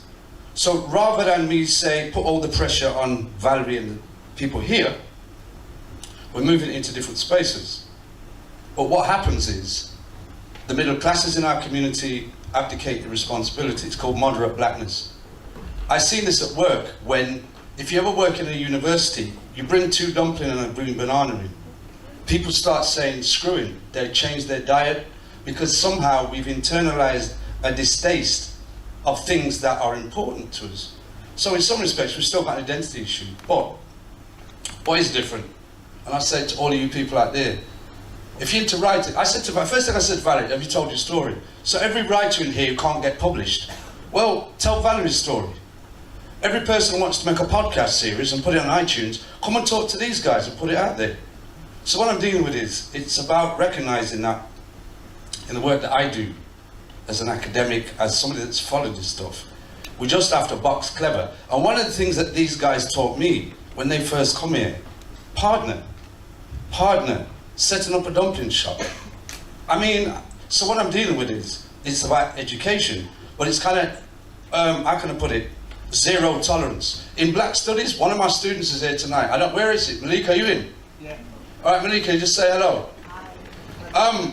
Malika will tell you, key to Black Studies, every Black Studies student has to be part of transforming the community. Malika's here because she wants to be here, but she's also here representing Black Studies. Valerie's here because she wants to pass the message on. So what we've got to do for people here is to grab that message and either rework it, put it in a dumpling. So when you open up a dumpling like a Chinese cookie, it says, listen to John Hope. You know, put it on a condom. If you put a message, a reggae message on a condom, I don't know if a lot of us would read the message. But what I'm saying is, the same way Primark sold us clothes that's cheap, the same way that coffee is sold to us, we need to kind of repackage, because remember, a lot of our stuff's been taken away. I know a lot of white academics who've done so much research on this stuff that even when they tell me, I'm thinking, is that what it was? So the thing is, I'm saying, you know, enough's enough. Because we're not going to be here at some stage. So it's education for us, moving it into therapy, theatre. I'm going back to Jamaica soon as part of the University of the West Indies. They've got a massive thing over there across the Caribbean about violence and women. So we're going to be working with activists in Jamaica, taking the music to stop men or to make men think about violence. So the sociology of it is to make sure that their memory doesn't die, but to make sure that it's in waiting rooms. The NHS, we'll go to the NHS and say, yo, in the treatment of dementia, we can use reggae music for elders in care homes. So what I'm dealing with is, those of us that know better can do better, but there's a lot of people my age have abandoned. They're not here. So what I'm saying to you guys, and not just here, when we leave this, it's not just about swapping numbers. If you want this to continue, you've got to commit yourself to preserving this legacy, because the African saying, I am because we are because I am. So if you divorce it from this, then you've never read Marcus Garvey. You've never listened to Bob Marley. You haven't listened to the lyrics of the Abyssinians, Declaration of Rights. No, but listen to that lyric. I was in a prison recently, I'm not going to lie. They sang Declaration of Rights. I was in there, there was about 100 prisoners. Most of them were black, a lot of white people in there. The church was in there. One man sung it. Nobody else knew it, just me and him. It was shameful. But yet the moment they leave, they go on the wing and they're playing Joe Trap rhyme. And you're not even supposed to play that in prison. So what I'm dealing with is, for me, it's that our culture is cyclical. Oppression comes back every 25, 30 years. And Brexit, Donald Trump. When we were growing up, it was skinheads. Now it's Donald Trump. So it's no different. What is different? Some of us have PhDs. Some of us are professors. Some of us have had 40 odd years of managing, I don't know how, to maintain some integrity with this music. So what I'm just trying to say is, we have to get activists towards this music and put it everywhere. So if they don't put it this way, if this place says, yo, we're not going to stage nothing like this again, fine. Why don't we build a place? Why don't we have a museum? They've got a Holocaust museum, they've got a Chicago museum, they've got a slavery museum, but yet we don't have a space that we can go and bring our kids safely and experience this our way. So I'm just saying, we've got to get back. Okay. Thank you, thank you. I'm hearing it's a lot about us taking that responsibility like you all did in the beginning, and where there is nothing, where stuff has been taken, it's about taking ownership of that and moving forward. Okay, I want to now open the floor to questions, because we don't have much more time in this panel discussion. So, Mykal, you're going to walk around, aren't you, with a microphone? Yeah? So, I don't know if we have someone who's able to turn the lights up on the audience, but that would be great. Thank you. All right, so now is the time for you guys. You've sat and heard the panel discuss reggae, the sound system, the history of our present, what the future possibly holds. What thoughts do you have? What questions would you like to ask? Don't be afraid to go first. I was giving you thinking time.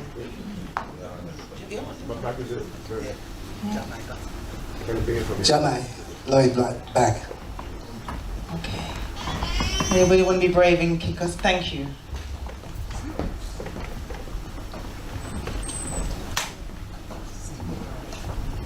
Hi everybody, my name is, well, I've got a lot of names, so I'll just use one of them, is Smurf. I used to DJ, and my brothers, Ras and Naya, grew up in the same area as Wassifa, just up the road really. Perigord and Lascelles is quite close. And I can remember being small, and I remember a lot of the tunes because they used to play it, as he says, in the back room. And I remember that it was a hard fight because my parents were Jamaican, and at that time, the older Jamaicans didn't like Rastas, so it was like a big fight. But it was hard, it was a struggle. And up the road was 104, where skinheads and things used to break the windows and things like that. But I was small then, so I heard the stories after. I couldn't understand how come my brothers sound, which at the time they seemed very popular, but I couldn't understand how come, even till today, they're trying to bring it out, that Naya, Esquire and Naya, they're on the poster with them. But as Mykal said, it's because he wanted much more than a sound. You have to be business-like. It's a lot to it, and depending on where your family came from and your parents, it was a lot, because as we know, the Jamaicans are coming from generations down slavery, so it's a lot to do with it. And I'd like to say, you know, congratulations for keeping it up, Wassifa, and me being able to come to something what reminds me of my childhood and talk to my brother, please. Thank you. All right, next. Thank you for kicking it off. That's all we needed. Hello, good evening. Valerie, this question is for you. Like yourself, I have been playing sound since, anyway, a few years. But you've been doing this now for 40 years, all right? You don't look more than 44, all right? Sorry, black, not crack, but you look wonderful. Thank you. But back then, there was no, I'm sure, I don't know, you can tell me, there wasn't really any ladies in the business per se that was playing sound. So how was it for you, just, you know, back then, growing up in the sound and making it into a business venture to get where you are today? Yeah, it was very different. To be honest, I was like I said, my sisters left home when I was younger, so I predominantly grew up with my brothers and their school friends. And waiting to go to college, they used to come home and they didn't get paid or whatever the situation was, and I decided to get involved and say, well, let me look after your bookings. You know, I'm at home, and when people ring up, I'll speak to them about the bookings. But also, I used to say to them, well, it's not just about going to play out. Try and keep your own events. And that's the role I ended up doing to begin with. I learned the technical side of it, so I knew about, my dad was a carpenter by trade, so he used to build the speaker boxes, etc. And being at home, I used to see him building them. I used to drive with him to Birmingham when he'd come over to get the amplifiers worked on. And the difficulty was with the female aspect of it, because as you know, it's a sound system is predominantly a man's world. And starting to keep events as a female, you know, you're outside clubs, 2 o'clock in the morning, there's other guys out there giving out leaflets, and they would tend to pass me because I'm a female. What you know about music? The good thing for me, I had a protection around me. My brothers then was around me, their friends was around me. So, and Nottingham's a smaller town than Birmingham. So, fortunately for me, I had the guidance and protection of my brothers and their school friends, Parliament, Ruben, and the other guys them that followed the sound. So for me it was better, but the great thing now is to see the amount of female that is now involved in the sound system culture. Fantastic. You know, people like yourself, the young lady who just spoke, Talibo, who runs a successful website. You know, I can name quite a few of the female that is now, and they will call me and ask me for advice, and I find time for them. I find time for anybody who rings up and want to discuss music, especially the female, and not just the sound. Let's exchange numbers then. Not just the sound system culture that's important, but female artists as well. I find that we don't get enough respect and credit that we deserve. Totally agree. Totally. Right. So, you know, it's about time that we all recognize the fact that we're in this business. We love it just as much as they do, and we need to have a bit more respect. So just keep up the good work. Thank you very much. Appreciate that. I just want to add something. When the dub poetry movement started with Muta Baruka, Aquanor, and Linton, and we started, we recognized early on that women didn't have a voice. So if you study dub poetry from the 1980s, when we started, women were very prominent, from people like Jean Breeze, Aquanora's wife. Even the I.D.E.A.L used to perform poetry at the Jamaican Poetry Society, because what we realized is that the gendered context of sound. So in dub poetry, when it became political, we were involved in the politics of male and female. So when, as a dub poet, different from a DJ, we never had that problem. There was like 50-50, and the way it was organised. So in some respects, there's other aspects that emerged from reggae and sound system where that was seen. What I remember from Valerie, though, in Nottingham, is that I can't ever when I used to see Valerie doing the thing, and her brothers, I mean, this is like, there's like an entourage, but it was never weird. I never felt weird seeing Valerie. It was just, oh, that's what Valerie does. Because we grew up that way. But the other thing that Valerie didn't say is that she's one of the like strongest leaders of not just women, but men. So when Valerie speaks, men would listen, and still does. So what I'm dealing with is, you have to remember in our community, we've got a lot of managers. Valerie in Nottingham was a leader, so when she came out, you didn't question it to an extent because you saw that leader and you saw it. She wasn't one of those women that would stay behind. She's going to be out front doing whatever. And the reason she sustained it is because the brand that V-Rocket has enabled her over the generations to bring on generation after generation after generation after generation. So I'm just saying that leadership, which is lacking in our community, is definitely not lacking in the sound community or the pros, because all these people here are leaders. It's just we've forgotten. It's not just Martin Luther King and Malcolm X. It's leaders that we haven't written about. So unless Valerie writes her book, unless she does the podcast, your children don't know that people like you exist because they're relying on YouTube, social media. So we have to get books to documenting the story. So we know that we had leaders who ran sound and also a business too. Just want to say that. Thanks, Martin. All the hands are going up now. I'm not really good at public speaking, but what I realise about this talk today, the one thing that comes through is that we need to pass on tradition. We need to recognise our traditions and pass them on. So I know that Mykal, your son, is now part of Wassifa. Sorry, I'm getting more. But do you know what I mean? It's like, it's something that needs to be carried on for it to work, or else we will lose it. Thank you. Thanks. Someone on this one.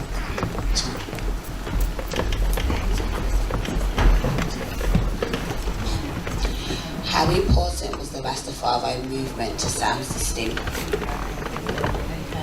Anyone want to volunteer to take that? So how important was the Rastafari movement? It was very important, as I said previously. It's about the culture, identity, morals, discipline, ethics, right? Because like now, personally, I'll jump to something which is always a touchy subject or taboo, ganja. I don't smoke, I don't even check for it in that sense, unless you're boiling it, drinking it and all that kind of thing, right? But it's now the Western world want to release it. They always knew it is something that can be used positively, yeah? But as Rasta, we was very disciplined. We got the Christian churches, but within the Rasta faith, we said black God, black everything, and black unity. But we've never ousted any other culture. We've always embraced culture. Rasta man don't go out and blow up different countries and all that kind of thing. We preach love. You'll have Muslim Rasta, Hindu Rasta, Catholic Rasta, you know, Rasta from everything. And what we have to recognize is that we need to carry on nowadays and embrace everyone, you know, because everyone's taking our sound system culture, starting Rasta camp, Rasta up in the hills, and we playing sound system. It is very important. All kind of music come from rock, reggae, right? It's the underpinning of it. Whether it's pop, hip hop, rock, jungle, bass, all kind of music derived from reggae. The way that they all stringing everything together derived from something that we, for myself, which I'm proud of, Jamaican descent, of made and manufacture. We need to know how to own it, and that we own it and then we sell it. Sound system culture now, it doesn't, I feel like for my grandchildren, it's going to be from us. It's going to be from, with respect, from the Japanese, from the Europeans, from the Asians. They're the one that's embracing sound system culture. And what is happening, it's repackaged and brought back to our community, and we're jumping on it and buying it. And we're forgetting about the ancient ones like we see from the state. This is where it was created and founded from, and their parents, and which would be my grandparents. You know what I mean? So we need to understand what we've got, you know. Cause the trends and the fashion, the clothes, if you really look back into the 70s, it come from Trenchtown, you know, when man them have them short trousers, the tear-up jeans where everybody buy for 100 and 200 pounds. We in the ghetto, we just cut up the pants and then, you know? This is how it goes. It's a reality. Eric Valerie. Some people buy some big Versace and all them things, so, and the tight thing. Rasta wear tight trousers from a long time in the 70s and short too. And you see the Teddy Boys, them take it on and they'll come tell you it's Teddy Boys. The ladies' hairstyle. Don't underestimate what people, the Europeans, I would have to say, have done to us, you know, them repackage everything, you know, down to the shape of the black princesses, them, you know, but nothing wrong. This is just to make our youths them know, say, recognize what we have got. Don't knock anybody what is taking it on. Just make sure our timeline exists, so the future know that we created it, and who looking for the real truth will know. You understand? Don't just look for the fast little thing for 1 week. Just embrace our culture and embrace people to come on and take it with us, work with it, but we have to manage it. Back up to you, your turn. Yeah, give thanks. I've been warned not to make a speech and just ask a question. So I'm going to just ask the question. The question is this. Do you think that the sound system owners looked on what they were doing as a business, or did they just take it as a hobby? That's my question. Thank you very much. That's to all of you. You want to take it, Valerie?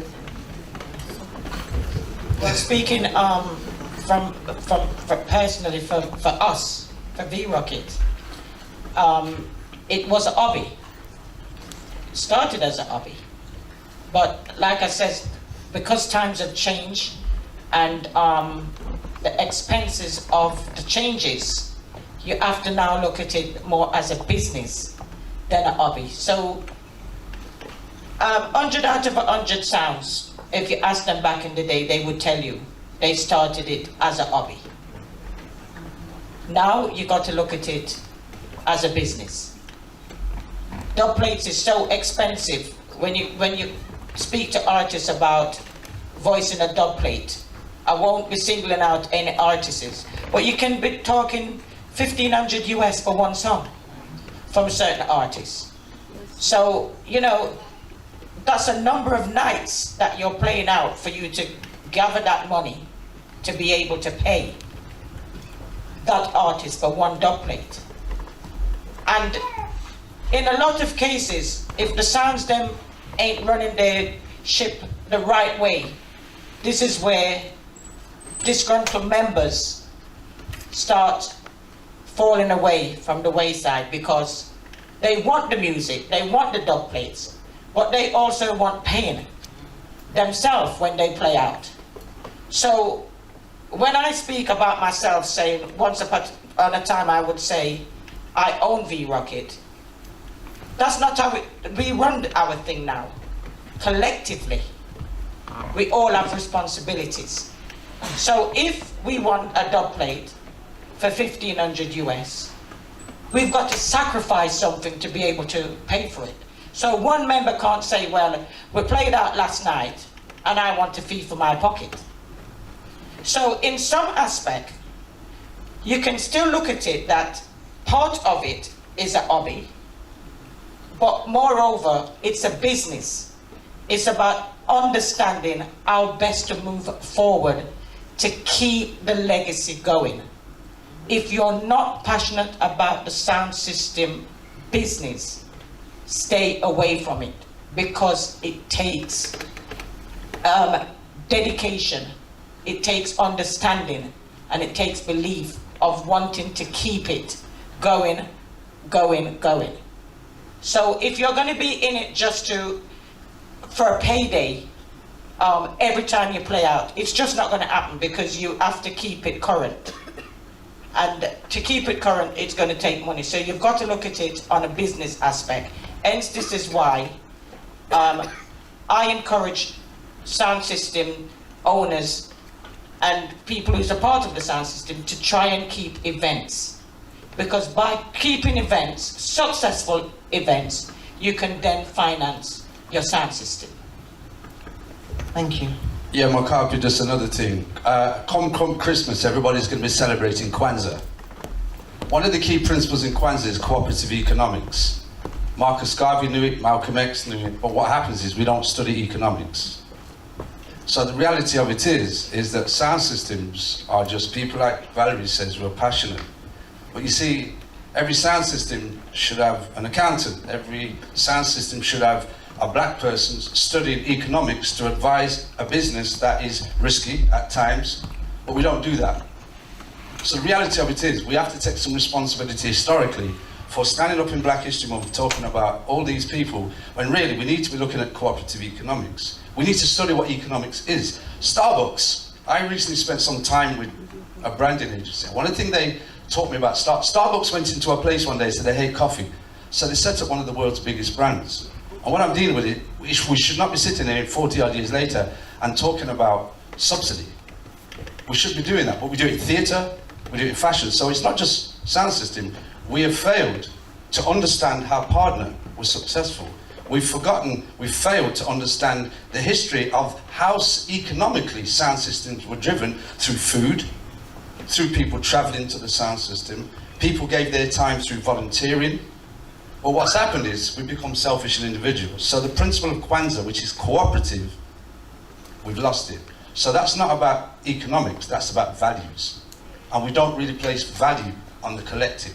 We focus on the individual, which if you go back in, again, I've been a bit academic about it, it's called interest convergence. We tend to succeed when it's in the interest of society. When they want something, they'll go for it. So what I'm suggesting is, those of you that celebrate Kwanzaa, don't celebrate cooperative economics if you're not thinking about where the need is greatest. So I look at it is that we're all products of history gone wrong. But in Black Studies, as I go back to Black Studies, it's about black people saying that Brexit is going to impact. And what's going to save us? Music. Donald Trump in criminal justice has now put the death penalty as a capital offence, which means more black people are going to get executed. How are we going to learn about it? Through the music. In mental health terms, if you're suffering from dementia, whatever it is, the thing that's going to help you is music. When your child's got ADHD and you want to calm them down, the soothing tempo of the music is going to calm them down. Well, what happens is, if you tell people long, like you tell a child they're stupid long enough, they become stupid. If you tell us long enough that we can all move to Sutton Coldfield and the suburbs and everything's going to be okay, we've bought that. As opposed to the one thing that you all need when you go to hospital and you don't know, music. So I look at it. We have a responsibility. This is not the responsibility of people here, it's all of us. I am because we are because I am cooperative economics. So do not celebrate Kwanzaa if you're not implementing the thing and giving of yourself to enable this legacy to be preserved, because you need to resource it. Because it's not just about money. Economics is about resources, and what we have here is the best resources, human resources. And what's ironic is every university and building has a human resources department, but in the black community, where's our human resources? So that if Valerie's suffering or anybody here, who do you go and complain to? Who do you complain to when the city council shuts your venue down just because two youths had a fight? So within our core values historically, either we've turned away from it, and that's why I go back to Black Studies. I also say, and I said this to Mykal, Rasta, the economy makes over £1 billion a year from Rasta. But if you said who makes that 1 billion and floats on the stock market, we don't, because they've taken the colours. Ironically, the traffic lights are red, green and gold. My point being is, Rasta makes 1 billion. Chris Blackwell has made money from Bob Marley. We have sold the brand that we have. Therefore, what I'm suggesting is, no Rasta should be homeless with a £1 billion capitation per year. No elder should be going into a care home because there should be a fund available through the music to make sure in your older age you're looked after. We should have private healthcare insurance because the money that's been made can go into a private health account. That's economics. So what I'm saying is, Valerie's point's right. But the moment it becomes economically driven, we don't have money. What we do have is leverage in numbers, but you need to vote. you need to put money into it. And that's why, partner, what I love about what you guys did, I know if there's 20 of us at the end, I always wanted to be the last one, because when you're the first one, your money done, and you got to wait for the other 19. But one thing I tell you with partner, wherever you was, you could plan. You could say, yo, I'm going on holiday around the partner. And I know in sound, when I used to follow them, we used to buy music, they used to put money in together to buy dub plate. Even if they have no money, put money in. Record shops. We supported it economically, and that's why I got back. Stop celebrating stuff because it sounds good. Do something about it. So in the history pages, we can say, you know something, we bought that bank. We bought that building. We preserved that sound. It's ironic, we're in a building that we don't own. We just don't own it. So what I'm dealing with is, let's be real. And as I said, let's celebrate the achievement and implementation of our passion as opposed to being nostalgic, where it sounds good because of the past.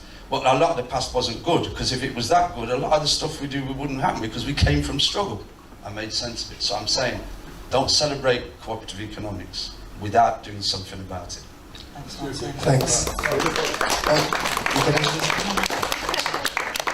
Hold on, we got another take. Oh, go on. A question for me. Let it be about now, because in about 10 minutes. Okay, we got one question here, and then anyone that have a question for Lloyd, because he has to go, can you put up your hand so I can see it? Evening greetings to everyone. This question is for you, Wassifa. Yes, 2 years ago, they have the front room thing at the museum, Black History Month, but I don't get it. Oh, we can't keep it there all the time. And why we only have Black History Month? Why we don't have Black 365 days of the year? Okay, yeah. For that display that was at Birmingham Museum, it was supposed to be there for 1 month. They had it for 3 months. But their team wanted to kind of take it on and own it, but we weren't going to sell it out that way. So we own and manage it so we can take it to places like this. We'll be negotiating with the R.I.E.P, all the kind of big institutions where we don't necessarily get into the sea, the conservatoire, the, the Alexander and stuff like that, the town hall. Like this coming December, we've got a production working with Blackstory Partnership for the orchestra to back, the Reggae Philharmonic Orchestra to back local talent. So we've been negotiating in that sense. So it will end up there, but we're also looking at a place for ourselves, and we helped Cypher to develop, to get Legacy, and it's called Legacy because we're looking at doing a network and things like that. We're also spearheading a lot of the things from the London side. You got, as I said, we got Jahmi, who brings most of the artists into the country, along with Tony Owens and Bernie and Lloyd Blake. And I'm always quiet at the back, but anything that goes into Wembley, the NEC, the NIA, it's Jahmi that control the production nationally. And it come from Birmingham. Them people you see on stage there, so Birmingham, right? And they manage a lot of things across the country, and a lot of things is developed that way. So yes, we're going to be doing things, not necessarily all the time in the Birmingham Museum, because we can do it in the London Museum, which is the biggest history museum, yeah? So all of that is still talking and talking behind the scenes. Just like we have a TV show, it was only supposed to be 2 weeks, we run it for a year. And then we get 2 shows, you know, that we run for a year. But we always try to ignite things. And then hopefully a lot of the other community and sound system will follow suit. Because we do look at Wassifa, like B-Rock, as a business production, yeah? All right. Anyone with a message or question? Before we go quickly, Mikey, I'm going to go in a second. Just to come back to my brother there earlier. We taught economics in music, you know. People might not realize it. The Hummingbird, we put £3.7 million in the local economy for the years of the Hummingbird running. That is because we had books, we had people in the local authority who gave us some free accounting service without their local authority knowing, so they could plan something called forward multiplying factor for us. What do I mean by that? Think for the 6.5 years out of the 10 years that we had the key, that the Hummingbird employed staff, paid them wages, they pay taxes. Think of the amount of artists, I didn't go into it earlier because we haven't got the time, the multitude of artists that we employed, who got pay, who paid their producers, who look after their children. We had to send money home to artists' families before they come over, book hotels, do the rest of it, and so forth. Think of the amount of hairdressers who make money when we had concerts at Hummingbird. Time 6.5 years. We had to keep for 10 years. We were open for 6.5 years. Think of the amount of clothes that people bought during the time. Valerie's here. I've still got clothes at home that I bought from Valerie when she was going to America coming over. And when we calculated, the last time we had an interview with Wassifa, we worked out 3.56. I went home and I went back into my papers. We did economics by presenting a business. Hummingbird wasn't fun. It was a serious business. We were paying £85,000 a year rent then. £65,000 a year rates then. And we were paying artists serious money. Yes? And so the economics was there. Valerie, in our longevity and promotion, is creating the economic trend in the forward multiplying factorial way. You pay artists, they pay the producers, you pay sound system, they buy records, people who do hairdressing and sell clothes, because a venue like that ran for that long. So I will stand and answer any questions around the world about the economic value of that venue, bar any contradiction to it. So we did economics. And anybody who gets involved in sound system promotion, artistry, there's an economic thing you must do. Cost factor, the cost benefits. Yes? I'm going to promote an event, what's the cost of it? From the venue to the artist, promotion, radio station, everything. What's the cost of it? How many persons do I need to break even? What's the value of the time in terms of the artist? What's the artist's commandability? Is the artist a current artist who can bring me the number of persons I want times the sale of the ticket to equal so many? So when we did that, it wasn't just a fun thing. It was serious economics, down to the last ticket for a airline that you had to bought to send to ticket that we bought to send for artists. And again, go back into any venue, any event that you're doing. The economics is serious, but where the money ends up is important. And how do we circulate the money that we get as blacks? When you wake up in the morning and you want to spend your pound to buy a shirt, is there a black seamstress making shirts? Is there a tailor making the suits I like to wear? Is there a shoemaker making the shoes I like to wear? The Hummingbird and all other entertainment pursuits create economics. Economic output is only what we do with it when it comes out of it. So I'm going to leave you now because I needed to go and find my seat. Thank you. Somewhere. So thank you so much. If anybody still have any one question, ask me now, and thank you for tolerating me. Are there any quick questions, Mr. Lloyd, before you need to say? No. Anyone? Yeah, could I just, the last question about the sound system being in the museum, I think is really important. I hear the reply that Mykal gives, but moving forward, for the museum to have the sound system in there for the period of the year, continuously, let's say all the time then, we need, because in the school curriculum, there is music. So we need to get our music into the schools. In Jamaica, tourism relies a lot on people going into Jamaica because of our music. Recently we heard about the noise abatement problem where they're shutting dancers off now in Jamaica 2 o'clock. And the impact that it's going to have on business, the igglers them who rely on selling their food outside dances. the DJs, the sound systems, the promoters, the artists them.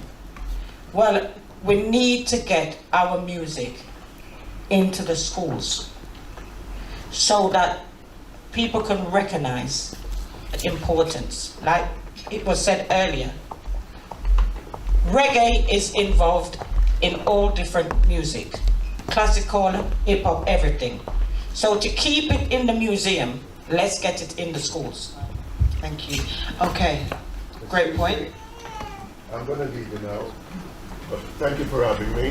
And Wassifa, you became the most successful marketing entity out of sound system music.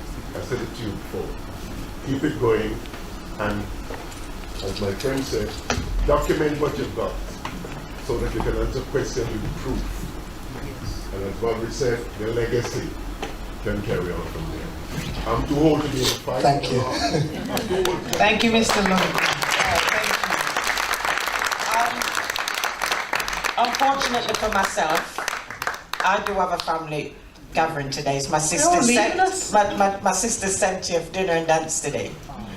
It started 15 minutes ago, but I could not have been here. So I'm going to stay another 10 minutes. Thank you. We're going to wrap this up pretty soon anyway, aren't we? So I think if there's any burning questions remaining, get those asked now, and we will be wrapping up in the next 5 minutes or so. Hi everybody. I have to congratulate everybody. This has been a fantastic session. I don't know why there's not more people here. I think it's absolutely fantastic. The question that I wanted to ask was kind of twofold really. It's about my observations for today. I've looked today and I've seen more women here than men talking about the sound system. The second thing is, where are the sound men? Where are they? This is the question that I need to be asking, because actually they should be here and they should be asking questions and they should be helping to make this a bigger thing than what it is. Yeah, I'll answer that. It's not a simple explanation, but if you say where are a lot of black men right now, jail is one. In the last 15, 20 years, the way that black men particularly occupy space has been, in the research that I've done, is very, very problematic. At university, I teach criminology at university. 80% of the people on it are women, yet the vast majority that run it are men. So in our society, in our culture, there's a gendered divide, but then it's replicable based on history. During slavery, the men were separated out, the women dealt with it. During the 40s and 50s, it's the same thing. What we have now is a polarized community. A lot of our men are disconnected for a lot of social reasons. We also have the ecological thing, which is about postcodes. Some people, we may say this is a central location, but actually it's actually not. When you start to do the demographics of where people go. So in some respects is what you see is also part of the problem, like in schools. Everywhere you go, I mean, I wrote a book on this, and what you start to realize is that black men occupying any space at this moment in time is fraught with tension and contradiction and problems. The second thing is the level of unemployment with a lot of men means emotionally, psychologically, they're disconnected from many, many different things. So in some respects, we have to also address a deeper issue, is how do we do some healing to bring that gap? Because I've been working in prisons for 41 years, and I can tell you, when I go into a prison on Black History Month, you get 100, 200, 300 black men. As simple as that. When it comes to a gathering, if there's a funeral, we come. Birthday's not the same, marriage slightly different. So in just responding, there's a gendered issue, and all I'm suggesting is it's cyclical. There's no period of history when you can say that we've had complete, we're all together. So in some respects, it's about how do we navigate spaces. And one thing that Hippodrome and the R.I.E.P and all these places have to look at, because if this was Oliver Samuels, it'd be different. If it's comedy, it'd be different. So what I'm saying is men occupies, but if it was a bookie, no, when I'm dealing with it, there are spaces that men go. What we have to do is encourage a lot of those men that I deal with who won't come to university because they're intimidated, they're embarrassed, they feel shame. There's all sorts of reasons. So part of this bringing people back through the music is to enable the music to bring the men back, and we also have to enable some kind of forgiveness, because we're not a community that's getting on with each other at the moment. So I'm saying for the men, the way that masculinity is playing out at the moment on the streets, a lot of men don't feel able to do that. So if we had Valerie's podcast, they can listen on their headphones. If we had a YouTube podcast, we could see Valerie talking. So maybe for a period, we come to a venue, but we also need to bring the experience in forms that they relate to. They're more liable to watch. We've got Top Boy on Netflix. We could have V-Rocket on Netflix. And then people can, so to me, bring it into your house, bring it into your headphones. When you go into the toilet, let's play the music, as opposed to, because not everybody can be here, but the music can be everywhere. We got a DJ sound system on here, so looking out is not even, well, I see one and a DJ next to him, so I can't really answer that question, you know. All I can know that what we doing is what we're doing. Wassifa job nowadays is like we're looking for new spaces that our community can go to comfortably. We could have done this anywhere in Antwerp, for example. I'm not going to name any venue, but I'll just say anywhere in Antwerp or somewhere where our community or the man them would go. But to be honest, I don't even feel say them would go, you know. Somebody said 4 years ago, we do something at the college to get all the sound systems. We had 160 sound systems, 65 sound system come. We produced the teachers there that would scribe for them. I did manage the media department at the college, Southern City College, and we told them that we would video them or we record them audio, yeah, for the evidence before we went into the museum what this gentleman talking about, yeah. They'll say, the majority says that we don't get no work from them, you know, no little scribe. A lot of the sound system man think the taxman gonna come after them. What's if we're registered officially, right? We don't have no fear about any of them. They're not gonna come after nobody. You have to give your real name. A lot of soundmen don't want to do that. You understand? So when you come into these spaces, a lot of them kind of rocky. But there's no reason to be. We come in and we doing and we living by example. We don't just talk it, we're doing it. So I can talk for Wassifa. You understand?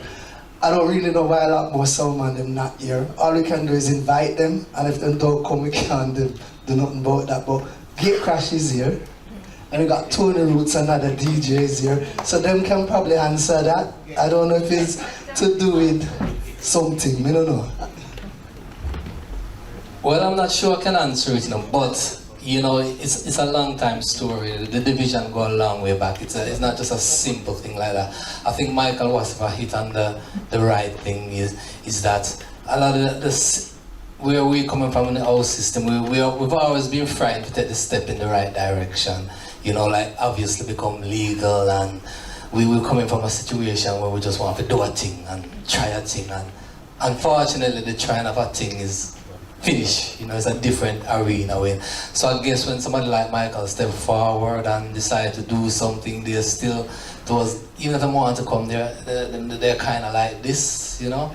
So yes, it is a bit sad, but I think I listened to the whole debate quietly, and I sat here quietly. A lot of you guys know me, the UK legends and all that sort of stuff. But from my perspective in the music game right now, I think what we've done collectively, we're no longer playing reggae music in our own homes.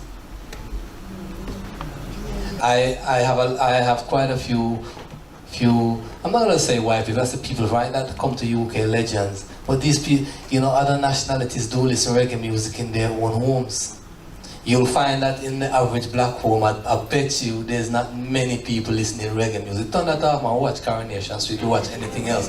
Everything else will be there. So what happened is, right, the kids them right now, our youths now are distant from it, where the other youths are growing to it. And I'm sure Mykal will tell you he's played many, many places, and he's probably see different nationality who know word for word of the song he's played.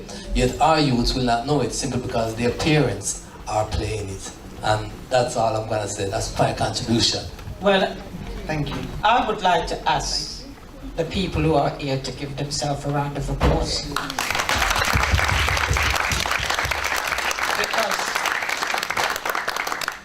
And that's a fantastic question. Because if Mykal had rang any of the sounds then, locally, to come and string up and play in here today for a fee, they would be here. So the postcode argument for me doesn't sit. It doesn't sit. It's the mindset. What is important to them? Today is very important. Like I said, I have left a family gathering. I'm going to be there late. But I know the importance of today because I want this business to live. I want it to live forever. We have fought many battles for our music. And the man them supposed to dare to talk about the experience, where it coming from, where it is today. Because it can fix a lot of other issues that we are facing right now in our community. So big up to the woman them, and this is why I say we need more respect, because this is why the men them are outnumbered. We are standing up and be counted for the real things in life. So tomorrow, somebody needs to, oh, when you're on the radio next Zukie, you tell the man, them say, them let down the woman them and the sound system culture because they should have been here today. So fantastic question. And the DJ's got to do it as well. Yeah. That's right. And we got representative from TC Connection. Stand up every time, let them see you. TC Connection is years in riding with Wassifa. So Wassifa legacy is big in the sense of, if you don't see me selecting, you will see TC Connection. We work like that, even though we got one separate sound. You also see Zukie, him do the audio of your TV show, and the whole heap of Zukie, stand up, man. Nobody gonna like his shine in the background. Original Love Injection engineer, and we all know the saga, but with respect, them doing their own thing. So King Zukie is here. May I say one quick thing, but reggae music now, cause me and Carl probably run a production team, and reggae as a whole is not selling. So you'll find now, like Maxi Priest just released an album about 3 weeks ago. Right. And I think there's only about 2 reggae songs on the album. The rest are them call it international reggae. Now, I'm part of a group in Africa where all of the songs go to Africa, and what them do, them filter them out to DJs and other producers, and we have to rate them. So a lot of the songs that I get to rate, they come under a thing called international reggae, which is a European type of reggae. It's not the drum and bass and whatever. But in Jamaica right now, the most popular music is a thing called one-hop, which is a cross between hip-hop and dancehall, right? So you got Chronic Law, you have Popcorn, you have Squash, you have, who else? You have Alkaline. All of these artists come under one-hop, which is a cross between dancehall and hip-hop. All right, that's what's selling. But what the people want, it's been proven, is the original dancehall from the 90s. Now here comes Ed Sheeran. Right? With the tune, what Chronics and Coffee and everybody's on. I can't remember, I Don't Care, whatever it is, yeah? That is 90s dancehall. That is what's selling. So as a producer, if you're gonna produce tunes, you can't produce reggae because it's a business, you're not making no money, so you kind of, if you do an album like Taurus Riley did a new album called Blem, it's kind of a one-up. It's not, it's trying to be dancehall, but it can't be reggae because reggae is not selling. Our community, as people, obviously we used to buy a record in the day that was supporting the artists, the producers, everything. People just downloading the songs, but I do a show every week and I struggle to find at least 3 new reggae songs. Dancehall, no problem.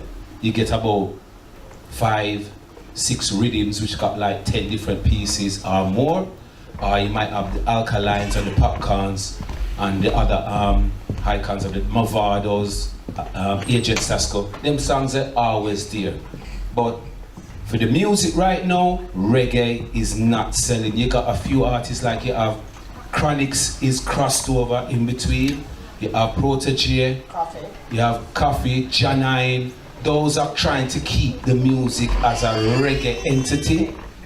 But that's why you don't even, the other day, Sly and Robbie did an album called, I can't remember what it's called, and they had Pablo Moses on there, they had Ken Bood on there, Mighty Diamonds on there, and that was a reggae album. But what Sly and Robbie had to do is get a collective of different icons to sing a song and put it all together. But as far as the music concerned, and if you're a producer and you're looking to make money to produce a next project, reggae is not really selling. So, why? Why is it? But if we take it, say not selling. Maybe the younger generation, because my kids think the reggae is too slow. It's too, Dad, Granddad. But Zukie, having said that, there was a twofold when it comes to the music industry. Yeah. Because when you look at the sales of what you're speaking about, the popcorns and those artists that you're saying is selling, right? Let's put popcorn aside for 1 minute. But when you look at festivals, that is attracting thousands of people. Okay. Just 1 second. Thousands of people in places like Europe and different parts of the world, right? It's the reggae artists. The reggae artists that are touring these places constantly. That's right. Not as much as the Six them. No. And those artists that you speak of, right? So even the old catalogue that we possess, it is still cherished. That is right. Because they're the artists that not just black people are going to see, but white people also. Yeah, that's right, that's right, that's true. So the value, it's like gold then. The value of the authentic reggae music, which brings us here today, will always survive longer than the artists that you're talking about now, that in the dancehall scene. Yeah. So you find that although reggae is not selling as before, the artists them, the Abyssinians and all those great artists from back then are still making money from stage shows. From the back catalogue. From their back catalogue. But stick up in now. When we had the last thing, Mykal, with about the equipment and the sound wave or sound system work and the bass and everything, remember in town? Yeah. Two months ago. Amlak was there. Yeah. In Jamaica, right? From Steel Pulse. Yeah. In Jamaica right now, one of the problems what them have is a lot of artists are starting to work with bands and them struggling to find band members and obviously the band drum bass man and whatever. What you're finding now, man, them like Johnny Osbourne, the older artists and Ari Sandy and whatever, they come into Europe and they got European bands who are backing these artists. A lot of the big reggae songs them, what we listen to, one what come to mind is Chronic Sweet Jamaica. That is a German production, not a Jamaican production, German. A label called Silly Walks. They do a lot of hit reggae songs what you might not know. But Amlak said a very good point is, what we need to do is give our children, grandchildren, a musical instrument and let them learn to play. Because once them, not everybody can be a DJ, not everybody can be a singer, but maybe somebody can learn to play a guitar, violin, and turn it into reggae beats and be part of the music. A lot of our young children want to be part of it, a lot of them doing the rapping and whatever. And you might see one youth a rap and 20 of them behind them not doing nothing. If one of them they take up the bass guitar or a drum and back his friend as the artist, it could be more a wider, if you see what I'm trying to say? So we need to get our young people learning to play instruments, not just record. There's more to the music producers and all of these other little avenues what can come towards making the thing go forward to a next level, you know? That's my view. Thank you. Any other questions? I don't really have a question. My name's Jennifer. People who know me as Jenny B from back in the 80s. Anyway, I just wanted to give a little insight. I'm not a record producer as such or anything, but I always had an interest in music. And I think that came from watching Bernie, Tony, including Lloyd, and there were lots of other people. Leslie, the producer for Aswad, what's his brother. And I used to, my first start was it meeting Observer. I think it was Observer? Hooligan Sound? It was Hooligan Sound, Orthodox. I used to know Hooligan when I used to go to school, and they used to always be outside our gate, and that's how I got interested in what the sound was doing. Just like Valerie there was saying from V-Rocket, I had an interest then. I wanted to be a box boy. I wanted to be a box boy. I had an interest. And from I watched the Aswad, the film, I always had an interest. The box boy was always my part, because they always had an important part to play. Without them setting up and everything, nothing would be ready. Also, I was lucky enough to meet Philip Gadd. If anybody knows Philip, Gadd 69, Gadd 90, yeah?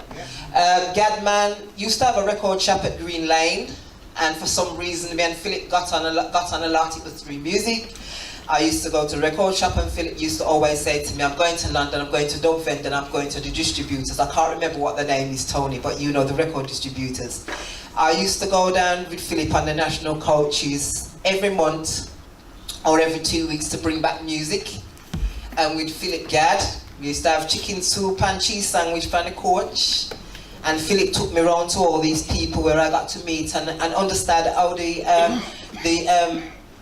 music coming from Jamaica, we going to buy it, bringing it back to the stores, and people coming to the record shops and taking what 3 seconds them know what music them want. Them say, give me this one, give me 12 on that day, and somebody are coming in. All those things were eye openers for me. Also, in relation to the band, the music business side of things, I think I learned quite a few things from Tony Owens, etc., etc. In becoming an artist myself. All those things were important. All those things were very important. And I feel today, based on what I hear Valerie talking about and other women who have an interest in this industry, I think we have a story to tell. And maybe not just, we already have the sound book. As we know, we already have the book about the sound system. We have this now. Maybe we need to have a women's thing where all women who was involved within the music business, whether it be sound systems, singing, backing vocalists for artists, management, and things like that, who have an insight, could start to put pen to paper, come together and we sit down and discuss it and bring our stories forward so that our children, because I know my son, I used to come home from work and hear my son playing my music, and I say, wait, how am I doing this so loud? How am I listening? And he keeps these tunes and he plays these to his children, which are my grandchildren. So, it's things like these that I think is important. Well done, and thank you all for, bringing this to our attention. Cheers. Thank you.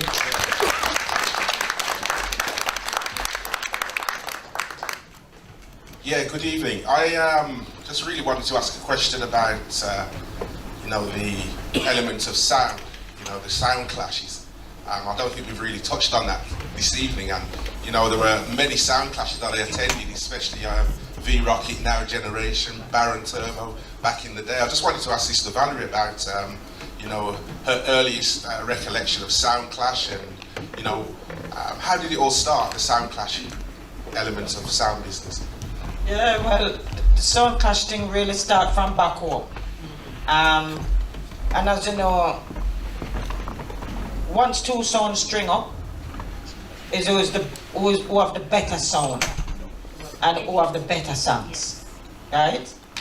And also back in those days, I remember the days of clashing with Saxon, when you have singers and DJs, you have one changer, like that sitting at the front of the stage, not the two decks.